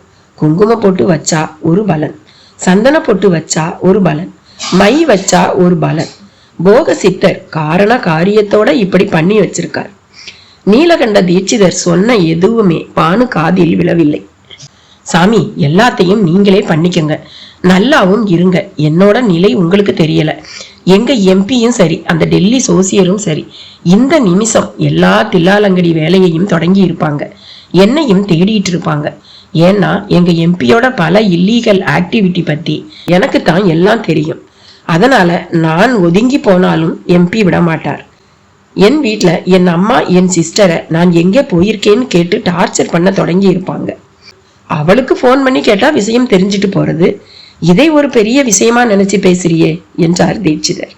என் செல்போனை சுவிட்ச் ஆஃப் பண்ணி வச்சிருக்கேன், ஆன் பண்ணினா அவ்வளவுதான் என்றாள் பானு. ஏன் வேற போன் இல்லையா? என் போன்ல பேசு. பேசவே தேவையில்லை தீட்சிதரே, எனக்கு அவங்கள நல்லா தெரியும். போலீஸும் அவங்க கையில. அதனால பயங்கரமா எதையாவது பண்ணிட்டு இருப்பாங்க.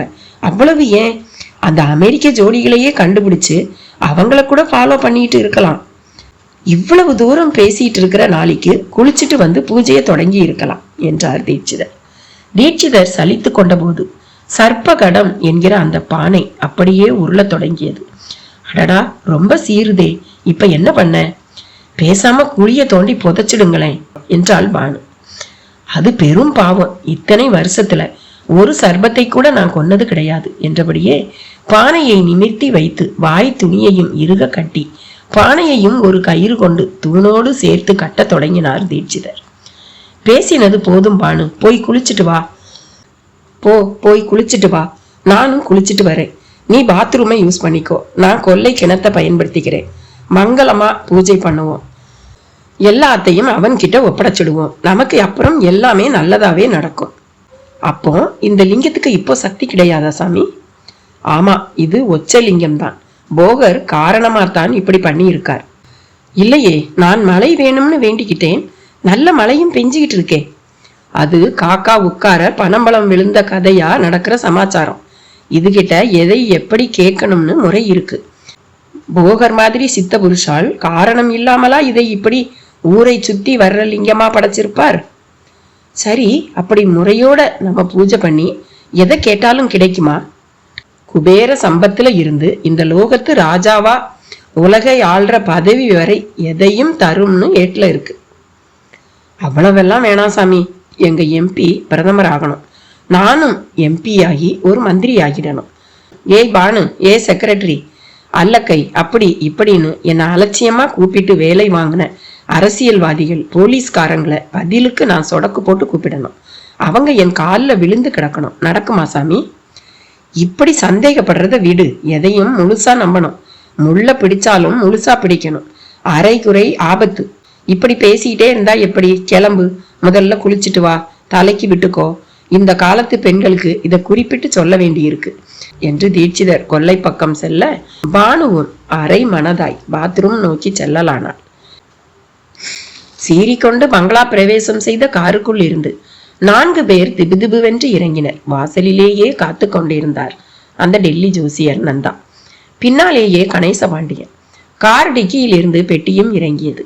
வற்றாத அந்த விபூதி வாசம். தோட்ட புல்வெளிக்கு தண்ணீர் பீச்சி கொண்டிருந்த மருதமுத்து தண்ணீர் டியூபோடு திரும்பி வந்து பார்த்து விடைத்தான். பெட்டியை காணவும் நந்தா முகத்தில் வெளிச்ச கும்மாளம், கணேசபாண்டி முகத்தில் புரிவடாத கலவரம். சபாஸ் சபாஸ், சாதிச்சிட்டீங்கடா, அப்படியே பெட்டியை கொண்டு போய் ஹாலில் அந்த முருகன் படத்துக்கு கீழே வைங்க என்ற நந்தாவின் கட்டளையை அவர்களும் செயல்படுத்தினர். 4 பேரில் 3 பேர் வடநாட்டவர்கள். அவர்களில் ஒருவன் தான் புல்லூர். அவன்தான் சலோ சலோ என்று அவர்களை வழிநடத்தி பெட்டியை முருகன் படத்துக்கு கீழே இறக்கினான். மருதமுத்து பக்கவாட்டில் வந்து ஜன்னல் வழியே பார்த்து கொண்டிருக்க ஹாலுக்கு முத்துலட்சுமியும் வந்து பெட்டியை பார்த்து, இது திரும்ப வந்துடுச்சா ஈஸ்வரா என்று கன்னத்தில் போட்டுக்கொள்ள, ஒரு சக்கர நாற்காலியில் ஏகப்பட்ட முகச்சுளிப்புகளோடு எம்பி ராஜா மகேந்திரனும் ஹாலுக்கு வந்து பெட்டியை பார்க்க, கியா ஜி கியா, பெட்டியை கொண்டு வந்துட்டேன் பாத்தீங்களா? இந்த நந்தா சொன்னா அது பிரம்மாவே சொன்ன மாதிரி என்று தன் ஜிப்பாவை இழுத்து விட்டு கொண்டு ஒரு மாதிரி தெனாவட்டாக பேசவும், உள்ளே ஓபன் பண்ணி பாரு, நான் அந்த லிங்கத்தை பார்க்கணும் என்றார் ராஜா மகேந்திரன். அதை திறக்க சொல்லவுமே நந்தாவிடம் திணறு. திருப்புளி சங்கரம் என்கிற எழுத்துக்கள் பளிச்சிட தாடையை தடவலானான் அந்த ஜோதிடன். என்ன நந்தாஜி யோசனை? ஆமாமா, இதை திறக்க அந்த எழுத்தாளரே ரொம்ப கஷ்டப்பட்டாரு. ஸ்க்ரூ டிரைவரை வச்சுக்கிட்டு திருப்பி திருப்பி ரொம்ப நேரம் சிரமப்பட்டுதான் திறந்தாரு என்றாள் முத்துலட்சுமி. என்ன நந்தாஜி, அம்மா இப்படி சொல்றாங்க, அது என்ன மெக்கானிசம்? சித்தர் சமாச்சாரம்னா சும்மாவா? ஆனா திறந்துடலாம், டோன்ட் வரி. அப்படியெல்லாம் திறக்க முடியாது, அது ஒரு கணக்கு, அது தெரியணும். திரும்பவும் முத்துலட்சுமி. Any secret number? நம்ம டிஜிட்டல் லாக்கர் மாதிரியா? எதுவா இருந்தா என்ன? முடியாட்டி ரம்பம் வச்சு அறுத்து திறப்போம், என்ன இப்போ? நந்தா அலட்சியமாக சொன்னது மட்டும் அல்ல. ஜி, ரம்பம் கொண்டு வர சொல்லுங்க உங்க ஆளுங்க கிட்ட என்றான். சற்று தள்ளி மேஜை மேல் அந்த சுடலை மாடன் வாழ். ரம்பமெல்லாம் வேண்டாம், அந்த எழுத்தாளருக்கு போன் பண்ணி கேட்டா சொல்லிட்டு போறாரு என்ற முத்துலட்சுமியை முறைத்து பார்த்த ராஜா மகேந்திரன் அந்த எழுத்தாளன் இப்ப நமக்கு எதிரி, தெரிஞ்சுக்கோ. உன் பேத்தியோட குத்தாலத்துலதான் இருக்காங்க. இந்த பெட்டியை நாம கடத்திட்டு வந்ததும் அவங்களுக்கு தெரியாது, அவங்களுக்கு தெரியவும் கூடாது, புரிஞ்சுச்சா? ராஜா மகேந்திரன் உணர்ச்சி மயமாக கத்தவும், சரிடா நீ கத்தாத, உனக்கு திரும்ப ஏதாவது வந்துட போகுது என்றாள் முத்துலட்சுமி. கணேசபாண்டி, என்னையா பாத்துக்கிட்டு நிக்கிற? போய் ரம்பம் கத்தின்னு எல்லாத்தையும் எடுத்துக்கிட்டு வா.